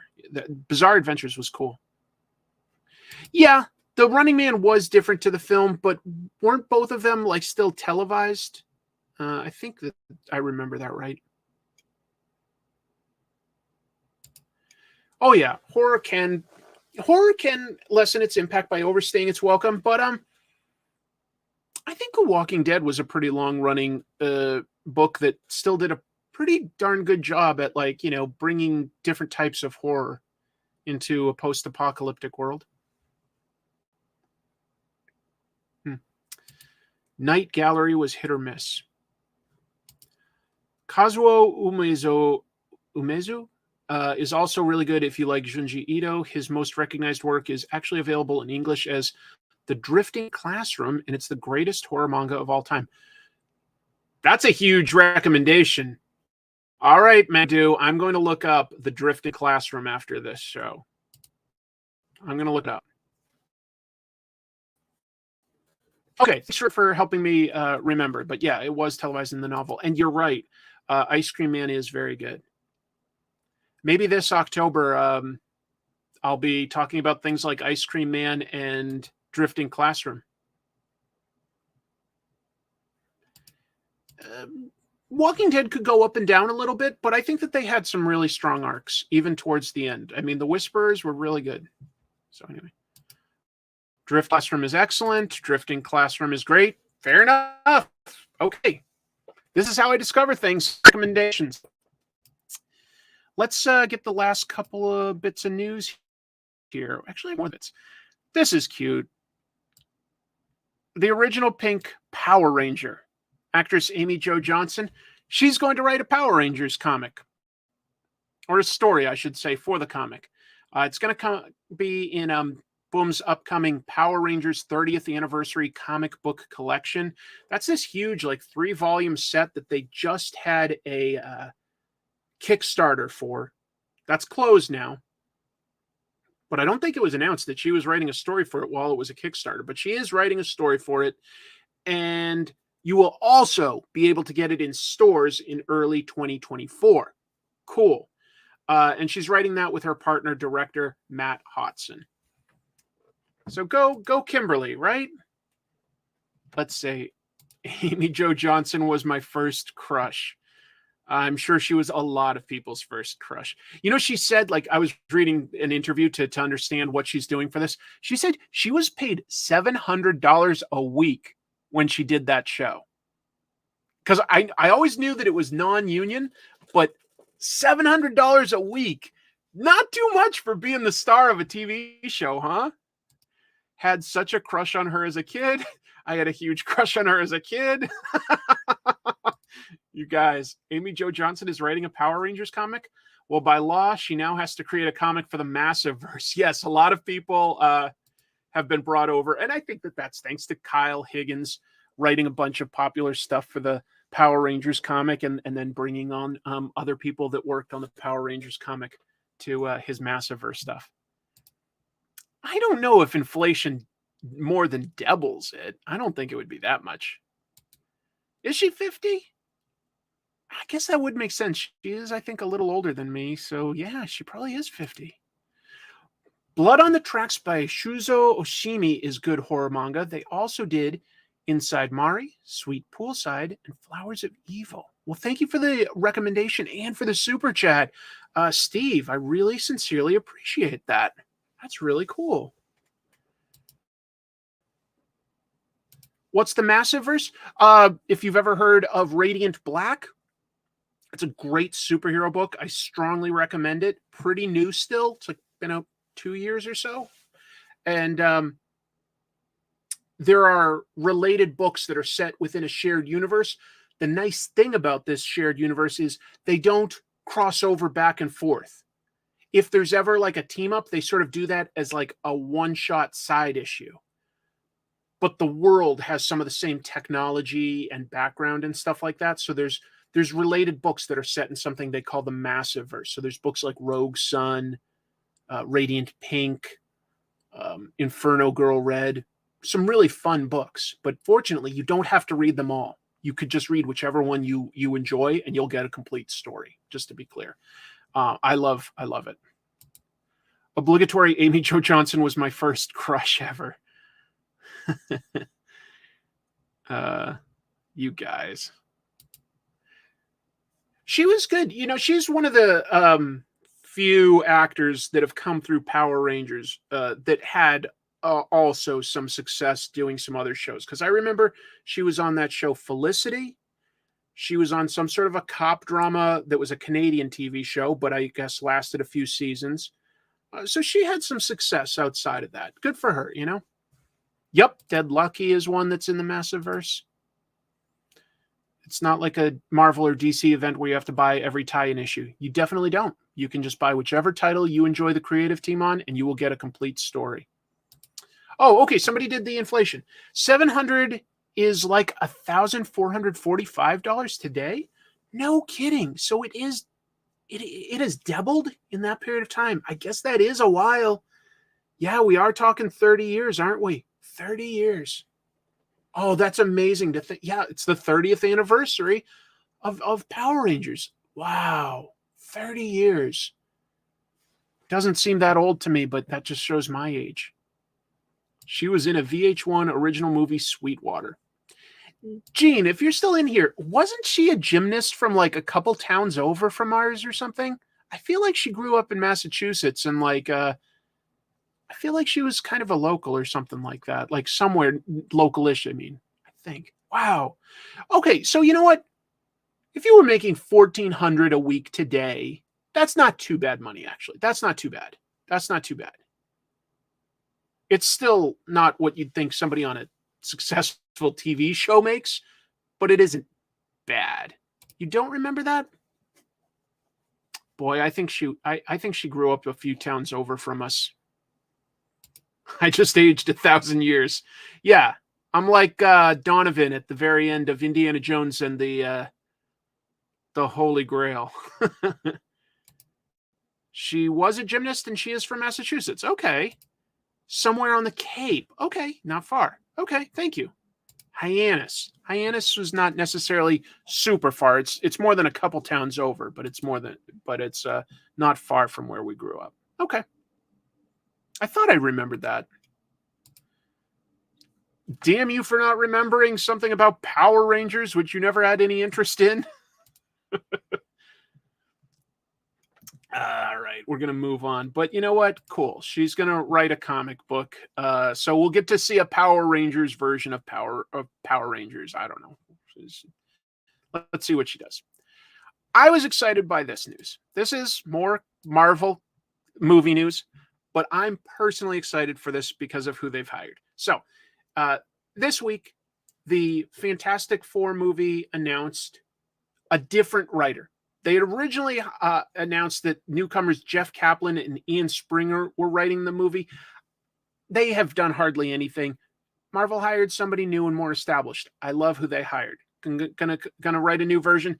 Josh Friedman. I love Josh Friedman. If you haven't heard of him, he's the guy that adapted Snowpiercer to become a TV series. That's a comic book adaptation, just to be clear. Got a lot of acclaim. He wrote Avatar 2, and he's writing the other Avatar sequels. So, you know, biggest movies ever. That's a feather in the cap.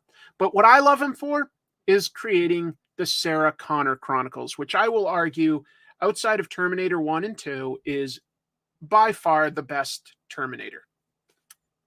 Great show. Super underrated. 2 seasons, not that many episodes. Love what he did.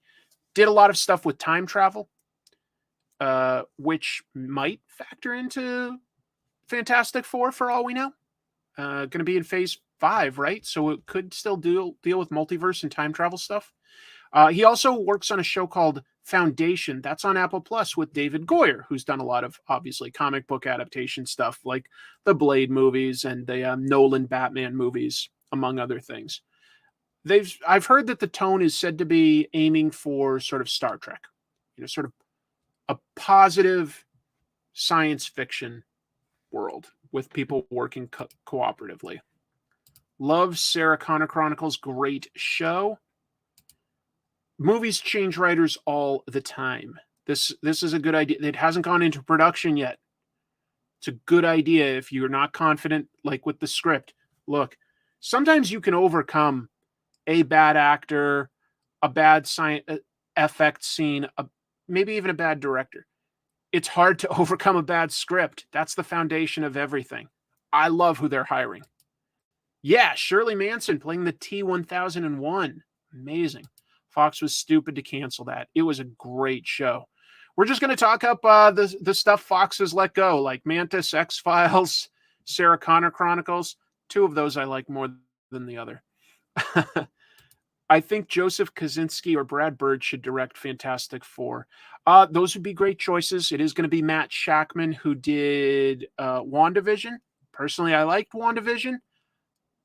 I feel like that did focus on both family and, weird stuff, so could work very well. But, your mileage may vary.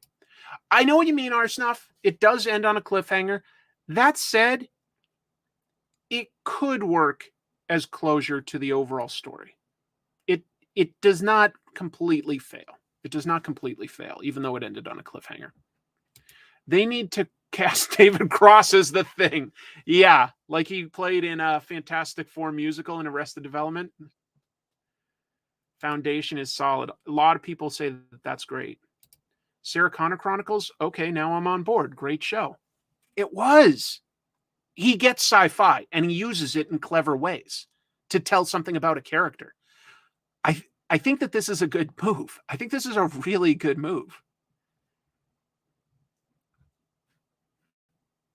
So we'll see. I think the director will work fine. The director of the Marvel movies is not always the most important thing. They have to work within certain parameters.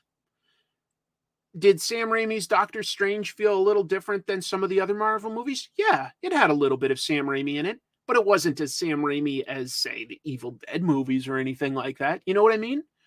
A good director can improve a Marvel movie, but they don't get to just be completely themselves. They're working within parameters. I think that as long as they know and understand that the more important thing is the script. I really do.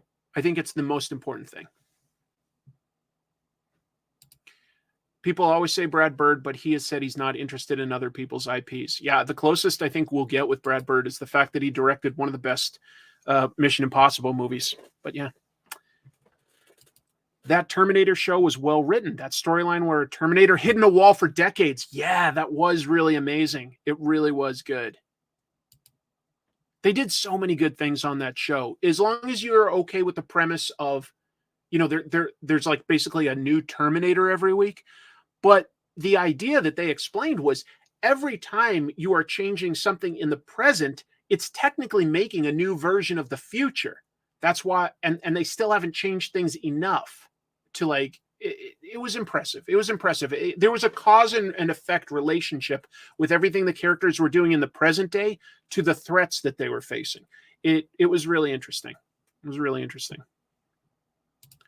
I love that Chronicles acknowledge the possibility of multiple futures in one show and people coming back from them. Great minds thinking alike. Yep. Anyway, maybe I'm getting too excited for stuff.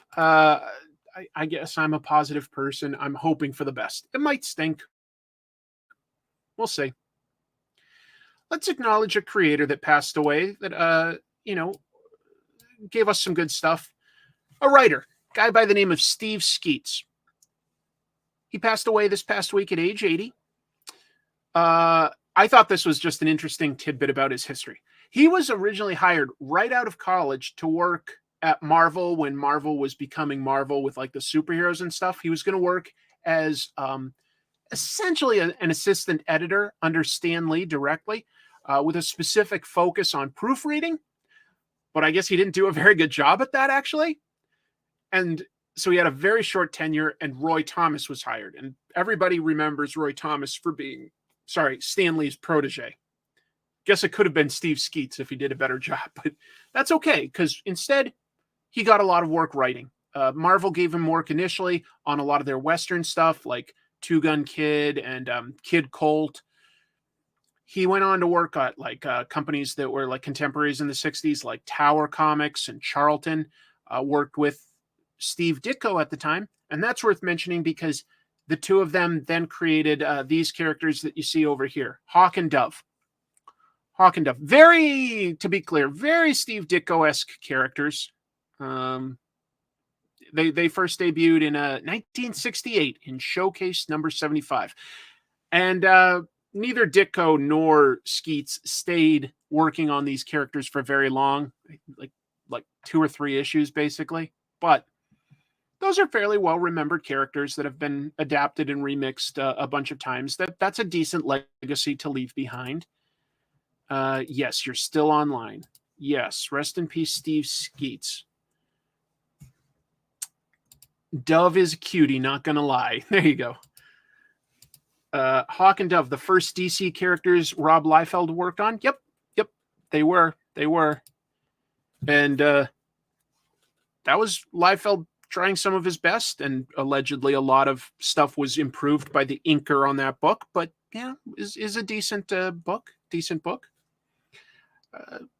Anyway, Steve Skeets wrote for a lot of different publishers, wrote for a lot of his life, worked on just about every character, at least a little bit. Yeah, always worth calling out some of these creators who passed, just so that we can hopefully remember them. You know, if even 1 or 2 people like just get introduced by and check out their stuff and enjoy it, cool. I helped.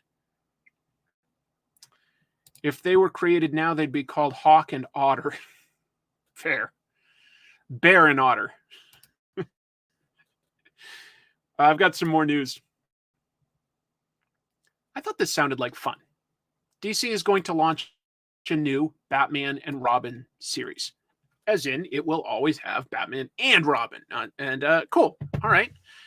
Written by Joshua Williamson. He's been doing some acclaimed stuff lately.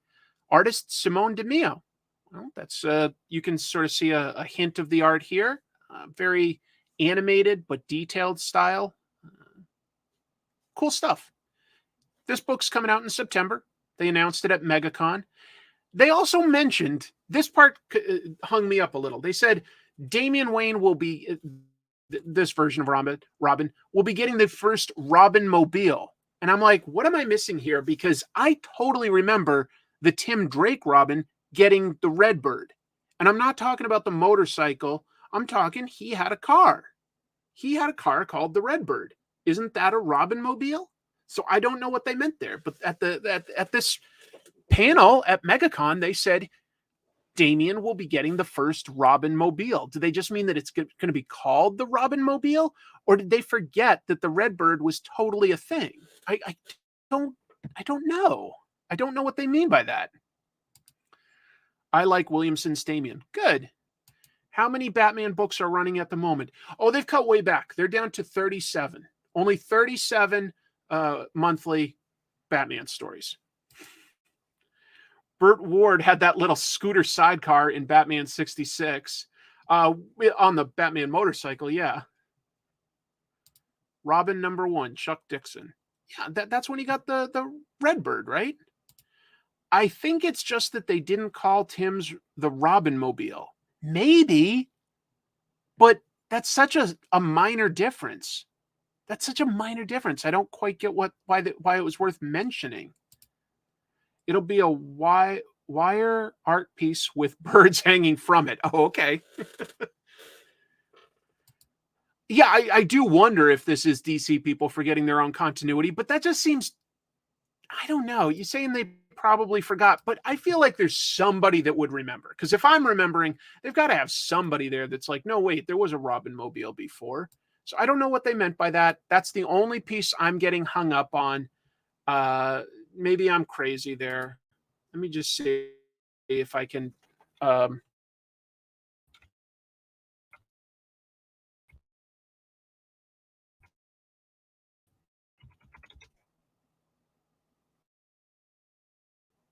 No. Redbird. How is that not a Robin Mobile, right? This is a car. It's got the Robin logo on it. I don't know.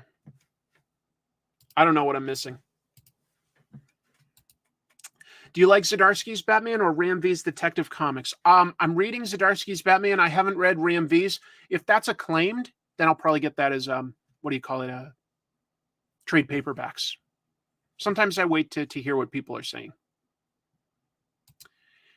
Bruce Wayne, Batman, Damian Wayne, Robin, which I don't think we've had like an ongoing book with the two of them teaming up, right? Because like when Damian's been a supporting character here and there, but when he was like the main character as Robin in Batman and Robin for Grant Morrison, that was the Dick Grayson Batman. So this will be Bruce and his son teaming up, which could be cool. Grant Morrison said they want to tell 5 more years of Batman and Robin stories, but DC had them bring back Bruce early. Yeah, I remember that now. Oh, come on. Yeah. Frank Whiteley. In fact, let's wrap up the news so that I can talk about the comics of the week to wrap up the show, because Frank Whiteley did one of them. Is Spider-Man joining the X-Men? Here's why I ask. So we got this promotional image apparently leaked before Marvel like really meant to do it, but art by Brian Hitch. It is to promote the upcoming Fall of X, which is going to end the Krakoan era. And I think all these dead bodies of all the mutants is I think it's supposed to be reminiscent of the classic Fall of the Mutants ad that Alan Davis and Mark Farmer did. I remember that ad distinctly. It was like in the desert, a setting sun, and it was more lined up like top to bottom, just like all the famous mutants in a pile. And I think that this is supposed to be sort of reminiscent of that. You know, Professor X is still standing over all the dead bodies of all of his children. But it mentions a bunch of new titles that'll come out during this Fall of X event. The one that caught my eye was one is called Uncanny Spider-Man. As in, that's going to be tied into this event. And usually when you put Uncanny before, not usually, that's always implied mutants. We've had Uncanny X-Force, Uncanny X-Men, Uncanny Avengers. It always has mutants in it. And we are getting hints that a big change is coming to Spider-Man. I don't know that I necessarily want them to say that he's a mutant, but that would be interesting if a superhero that wasn't a mutant started helping the X-Men for their dream. I always thought that the Uncanny Avengers was like an idea that I would have wanted to see way, way earlier and didn't get even enough play. It is coming back, but I think it's important for like this idea of integration, Professor X's dream. I think that like that's such a cool idea that like somebody on the X-Men team is a non-mutant. I think that would be really, really cool. You think the title is bait only? If so, that's going to probably piss some people off. Didn't people think Spidey was a mutant? He did teach at the Xavier Institute for a little while. But I don't think any of the mutants ever thought he was a mutant because they've got Cerebro. The bodies are lined up in a pattern. I think the X in a circle logo. Oh, is it? Oh, yeah. Look at that. There is a circle and these bodies are forming an X. Caveman, I did not see that. Nice job. Nice job. That's really cool. Let me, just in case people don't know. So like the loop is going all the way around. We don't see the full loop.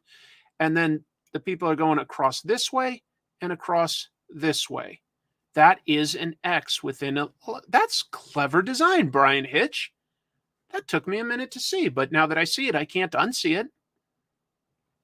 Yeah. Wow. Very clever design. You can see it. Huh. It could be more of a K. I think it's an X. I missed that great observation. Professor X, is that jacked now? You know what? Great question. So first of all, the X-Men can like resurrect themselves. So they could have basically a perfect body, but I don't know if that is even Professor X's body, because at a certain point, his body was dying and he moved his mind into Phantom X's body. And obviously Phantom X was like, you know, basically like a perfect sort of ninja assassin type guy. So I don't know if he's still in that body or not. I don't think I've seen anything that clarifies that. Anyway, we'll see. I hope they don't just kill all the characters to swing the pendulum in the opposite. I don't think so. I think that this is just more of a promotional image. Fall of the Mutants showed all of the mutants dead, and that they didn't like they weren't all dead.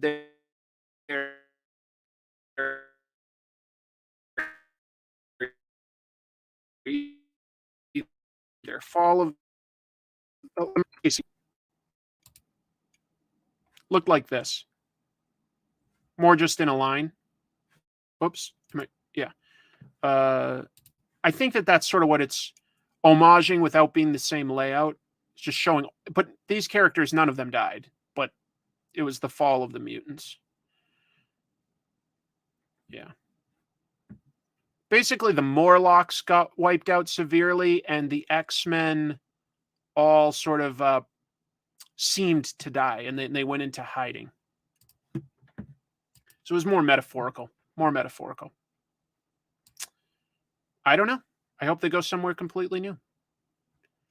Professor X was resurrected in his own body. Okay. That makes sense. But it's like, when you get resurrected, they can resurrect you in basically a perfect body. So, yeah, this is just nap time, just to be clear. To me, my X-Men, it is nap time. Is it mutants can resurrect themselves on Krakoa? Yeah. I don't love that, by the way. I don't love that. Yeah, I don't. Yeah, it's not my favorite aspect. I love the idea of the good guys and the bad guys that are all mutants all working together and having an island nation. I like that part. The resurrection stuff, not my favorite.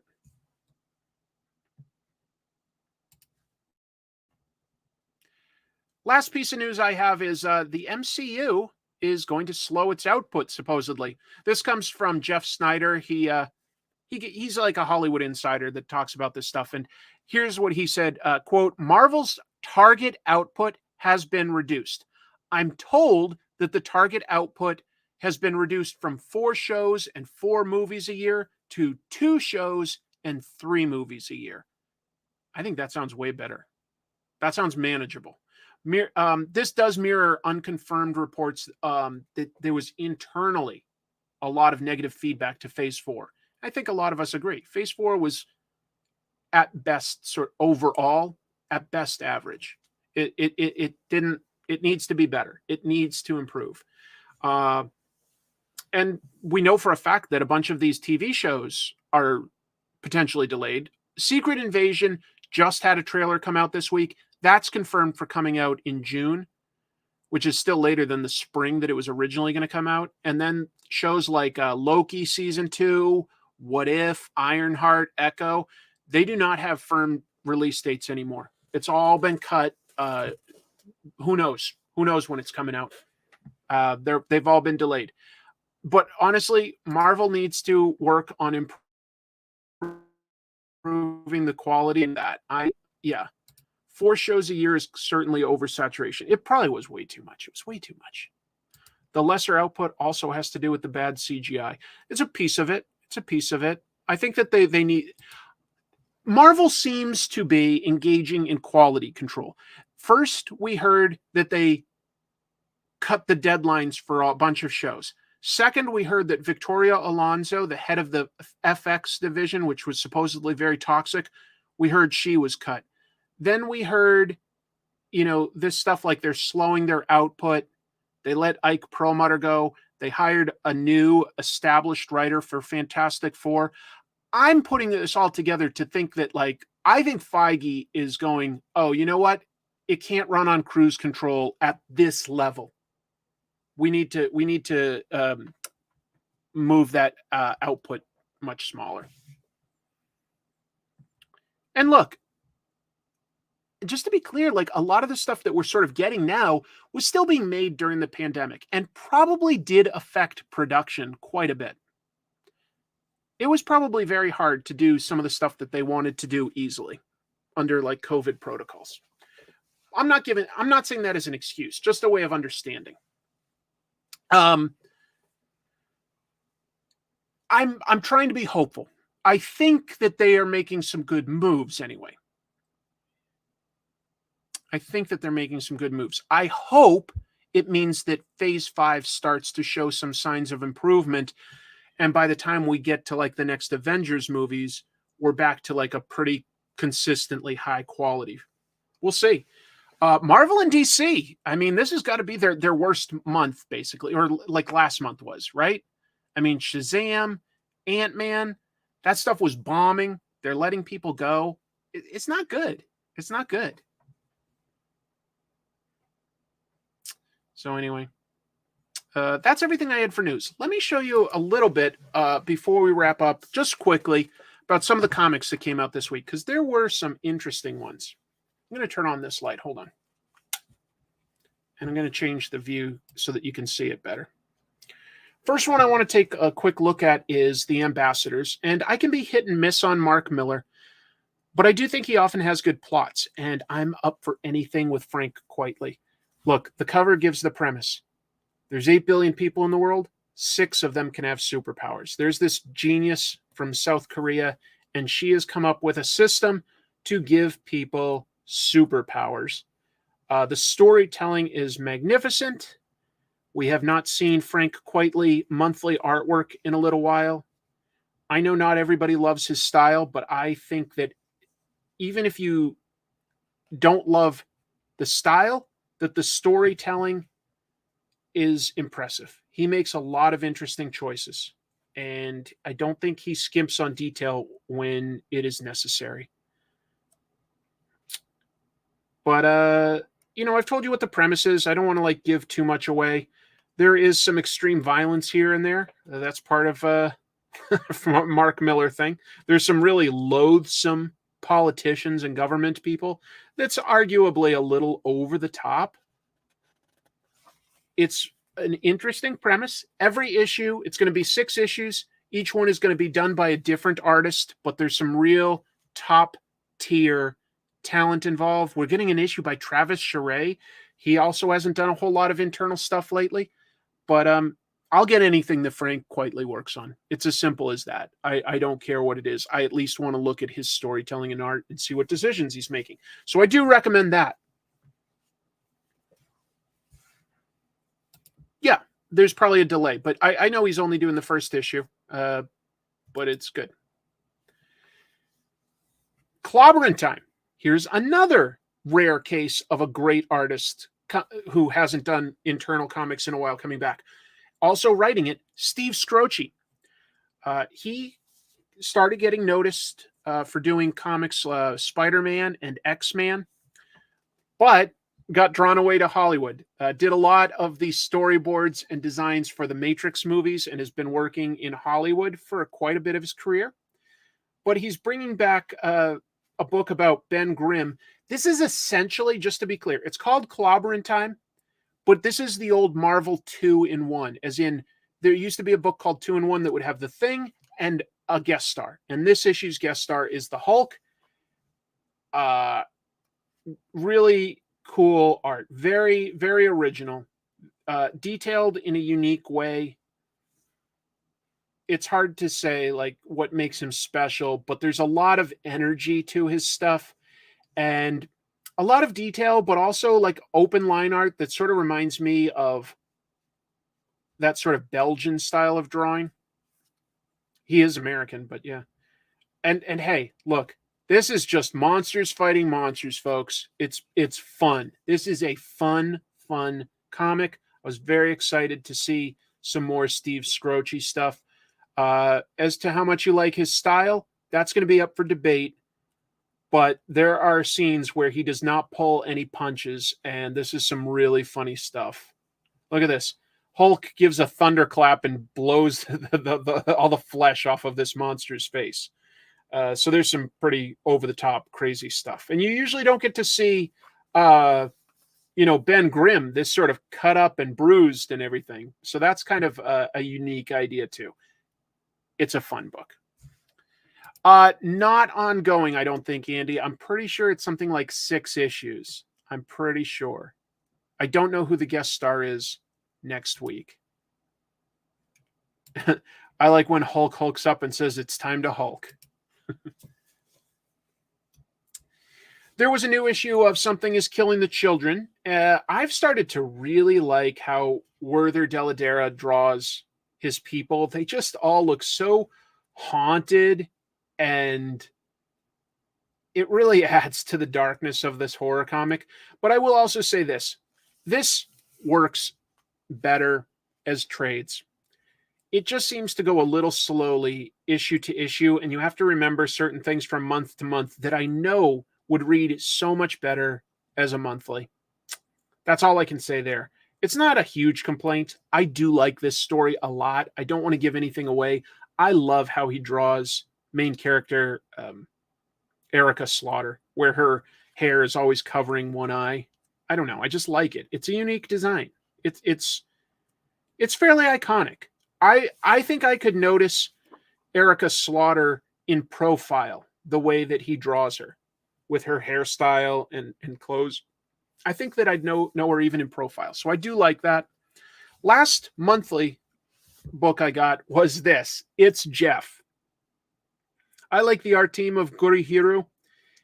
This is a Marvel Unlimited web comic that's written by Kelly Thompson. It's a silent comic with Jeff the Land Shark just doing silly stuff in the Marvel universe. So, like, for instance, here he's cooking. He's made these beautiful cookies. Spider-Man passes him, and Spider-Man comes into the kitchen, and it's a total mess because that's just Jeff. Jeff is adorable. Here's Jeff decides to take a nap in the laundry basket, and Kate Bishop does some laundry, inadvertently tosses him in, and he gets spun around. Whoops. I'm skipping this on a little. And he starts singing because he's having fun. He's a shark. And she realizes what he's done, but he's okay. It's very innocent comics, but he's a funny little character. He dreams he's beating up MODOK, but it's just him having fun and making a mess in the bathtub. Very innocent stuff. Very innocent stuff. But he's adorable. He's adorable. I love this one. This is the last one I'll show you, okay? He goes to a fish shop and sort of like, he chases off a stray cat, barks at it basically like a dog. He's proud of himself. He gets a fish from the shop owner. He's walking home all happy that he got himself a little fish. But then he sees that the cat is there in the alley, and he gives the kitty a fish, and the kitty has some kittens and stuff like that. He does the right thing, and then he takes a nap, and all the kitties are sleeping on top of him. It's very wholesome stuff, but it's cute. It's very cute. He interacts with a lot of different Marvel heroes. Look, it's just fun. It's just very cute and very fun. She washes her clothes without soap. Well, she probably put it in a different chamber, and it was going to get added later. I don't know. There was also 2 manga that I read that had new volumes come out this week. Spy Family. I've recommended this a bunch. This book is hilarious. Also good art. We've got a variety of stories in here. We've got the mother who's secretly an assassin working to stop some terrorists on a boat. That's sort of like almost a riff or a parody on stuff like Die Hard. We've got a story where... hold on, where am I? I'm trying to find it. Okay, Anya is the daughter, and she's like very innocent and everything, and her friend Becky has a crush on her dad and hits on them. We've got stuff that's funny at home, and we've got like here she is like thinking she's in love with Lloyd and trying to hit on him, and she watches a lot of soap operas, so she's dreaming of like being the mom. It's ridiculous. It does not the adults don't understand what she's doing at all. So that makes it funnier. And then there's a fun story where this spy who's in love with Lloyd, the father of this fake family, needs to do a mission, and she works with Lloyd's loser but hilarious, like comic effect sort of sidekick guy. And they actually start to develop a little bit of affection for each other when they go on a little mission together. All sorts of spy stories. Very, very funny. I love Anya. Love Anya. She is hilarious. Hey, we've got a kitty again. I think that this is Lily again. You want to come here? No? All right. Fist of the North Star, Volume 8. Basically, new versions are coming out by Viz in these hardcore. Well, it is hardcore, but hardcover. And this is just, look, more absolutely insane, brutal fighting of people that know martial arts on such a level that they can like make bodies explode by hitting the right points. I'm trying to say like what I could find that's like really over the top and stuff. I don't know. Let's see. There's all sorts of fights here. We get to learn a lot about the villains, the main villain's childhood, where he wasn't always evil. And that adds a little bit of interest to it. But the fighting is why you're here, and it's all just like pages after pages of extreme fighting. It's really over the top stuff. Yeah, here's some stuff. People just getting their faces mashed in interesting directions. I don't know. Look, it's crazy and over the top, but it's damned fun. Damned fun. That's everything I read for comics this week. Again, I recommend checking out on Indiegogo my campaign where you can get my cover. It's down to something like 8 days now, I think. So TikTok, you can only get it online. It's not going to be, in comic stores unless you tell your comic store to order. There is an option for stores to buy it from the Indiegogo campaign. But hopefully you'll consider taking a look. Gotta hype it up. You'll only hear me mention it one more time next week, and then we'll be done. Yeah, it is totally Mad Max inspired. Absolutely. Did I notice that last week Floating World Comics released the first volume of Black Phoenix by Rich Tommaso? No, I did not. A one-man anthology that might interest you. I'll try to remember that. Thank you, Gene. I appreciate that. Look at that. Gorilla. Yes. How's your health today? Not wonderful, but not the worst. The only pain I'm in is I'm still dealing with a torn rotator cuff. I went to some physical rehab for several months, and it seemed to get better, and I slowly laid off some of my exercises, and the pain has come back. So I think I honestly might need surgery for that. It's frustrating because I don't have, I could raise this arm up. I can't raise this arm any higher than this. I can raise this arm up. I cannot do that with this one. It's really hard. And it hurts a lot. And then I'm having some internal issues that are very unpleasant, and I won't discuss or bore you with them, but I don't get to see a specialist until April 11th. What's that? That's 8 more days. And then I'll hopefully get some results after that, and they can tell me whether it's cancer or hopefully something else. But you asked, and I like to be honest. So we'll see. Fair enough, Mango Do. It is definitely a Violence Jack ripoff. But yeah, it is. Come on, there's some huge Mad Max inspiration there. I heard Hara Tetsuo was inspired by Neil Adams. Oh, I didn't know that. That's interesting to learn. I'll read up on that. Thank you, Mystery. Thank you so much. Oh, there we go. Gojira. Love Godzilla. Sending good vibes. Thank you. Good vibes. We're pulling for you. Maybe it'll be nothing, folks. I'm not trying to scare you. Maybe it will be bad. Any upcoming mailbag stuff? Yeah, tell you what. Tomorrow I will swing by and pick up whatever is in my P.O. box, and I'll do an episode real soon. I'm still working on the latest comic Tropes. That should be ready maybe tomorrow. We'll see. Going to talk about Arthur Adams. So doing that, and then I'm probably just going to do a light sort of fun episode for a week. We'll see. Let's see. New collected Godzilla James Stokoe coming soon. Hell yeah. Draws a great Godzilla. So does Arthur Adams, by the way. Medicine is great nowadays. Yeah. trying to be positive. Thank you very much for the kind words. That's nice of you. Hey, look at this. I'm buying the cover tonight. Awesome. I can finally send a super chat to show how much I appreciate all the work you've been doing over the last 3 years. Thank you. You know what I'll do? I just thought of one fun thing that I could do. I just remembered that I had this here. Just before the show started, I got something. This is different. Total change of pace, but it is comic book related. One thing that I collect, and I definitely don't get all of them, but I do get a bunch of Hot Toys figures based on the Marvel characters. I think Hot Toys are cool. That is like the one thing that I do still sort of collect. I don't really do much with Lego or video games anymore. I haven't really been getting any Donatellos for a long time, but I do get Hot Toys, and this just arrived just before I started the show. So let's just take a quick look at what this one looks like. If you don't know, Hot Toys are basically 12-inch figures, super, super detailed. I did a show with peg warmers, like on the YouTube channel, Peg Warmers, talking about the history of these guys.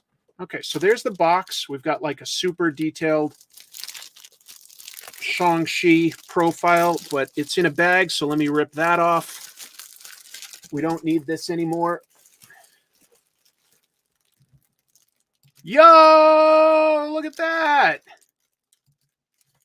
That was supposed to be 22, not 5. Well, thank you. I wouldn't have known. That's amazing. That's amazing. You were making me nervous with those scissors. What, too close to the comics? Is that what you're nervous about? All right, so there we go. We got like this nice box here. And then they've got like it's always in a sort of a slip case here to protect it. Come on, get out. That hurts my shoulder, but oh well. All right, put that up here. Got sort of the Shang-Chi symbol there from the movies. And here's the figure. That's kind of hard to see, isn't it? Maybe it's better to do it like this. I don't know. Let's open this up, though, and take a quick look at what this comes with. I'm not going to, like, unbox every piece of it because it comes with so many accessories when you get a Hot Toys figure. All right, here we go. Here we go. I don't think this has anything like a light up feature, but it does have I don't know, maybe it's got a lot. It's got a lot. The one thing about too much glare, that's why I'm taking off this plastic that covers it up, Gene. Just give me a sec, and you guys will be able to see what I'm looking at.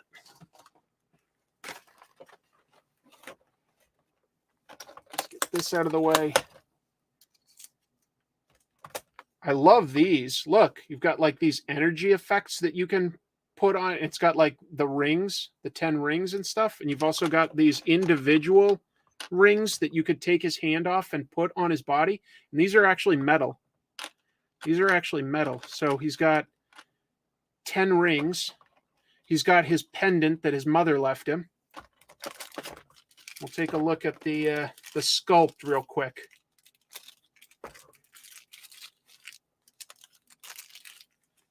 Yeah, it's good. Definitely looks like Simu. Yeah. A lot of detail to these clothing. I don't know how they make that.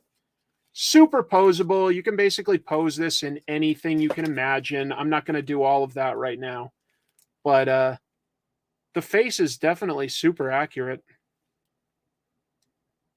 That looks good. That looks good. And it comes with a bunch of different hands and fists that you can use depending on what you want to do. You know, sort of, I don't know, cool pose. And this even comes with a full different arm that already has these rings molded onto it. So that's unique. Wow. But I really like these. Oh, you know what? There's even more underneath. It always comes with a stand. But let's see what it comes with underneath. Hold on. Last thing I'll show you before I end the stream. Okay, so these are basically like bow staffs, more energy effects, and yeah, even more energy effects. And then this is like part of the stand that'll like and under here is like the hard base. You can attach this and it can just help him stand up in whatever pose you want, so that you can have him kicking or something like that and it'll still hold it up. But there we go. That's my latest Hot Toys.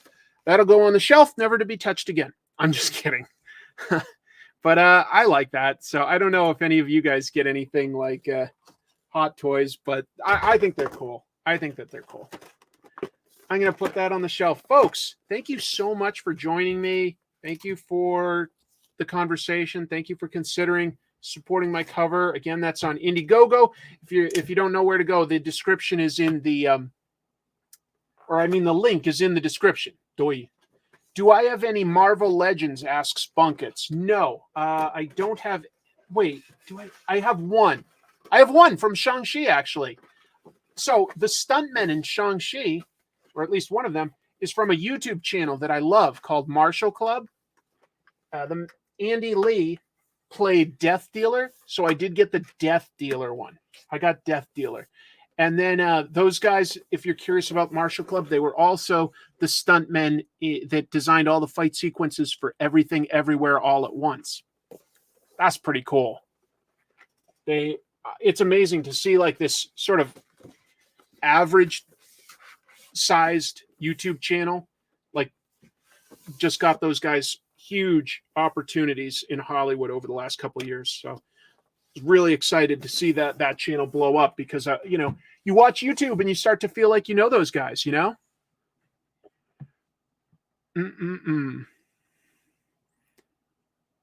Nobody made a Madison toy, did they? It's crazy how much that looks like the actor. It is crazy until you know the Hot Toys. They are the best sculptors out there. They are amazing.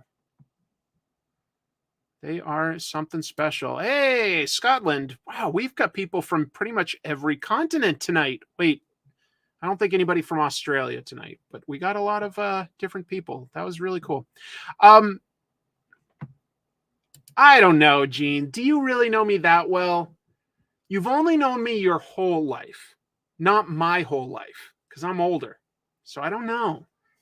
Anyway, we're going to call it there. Hey, we do have somebody from Australia. I think that crosses off every inhabited continent. Well, wait a minute. I'm going too far. We just had a lot from like South America, a lot from different parts of North America, like and a lot of Europe. But I don't. Did we get Asia? Yeah, we did. We got some people from Japan. I don't think we got anybody from Africa tonight. We didn't get anybody from Africa, but every other continent tonight. Wow, that's really cool to me. Greetings from Argentina. That's so cool.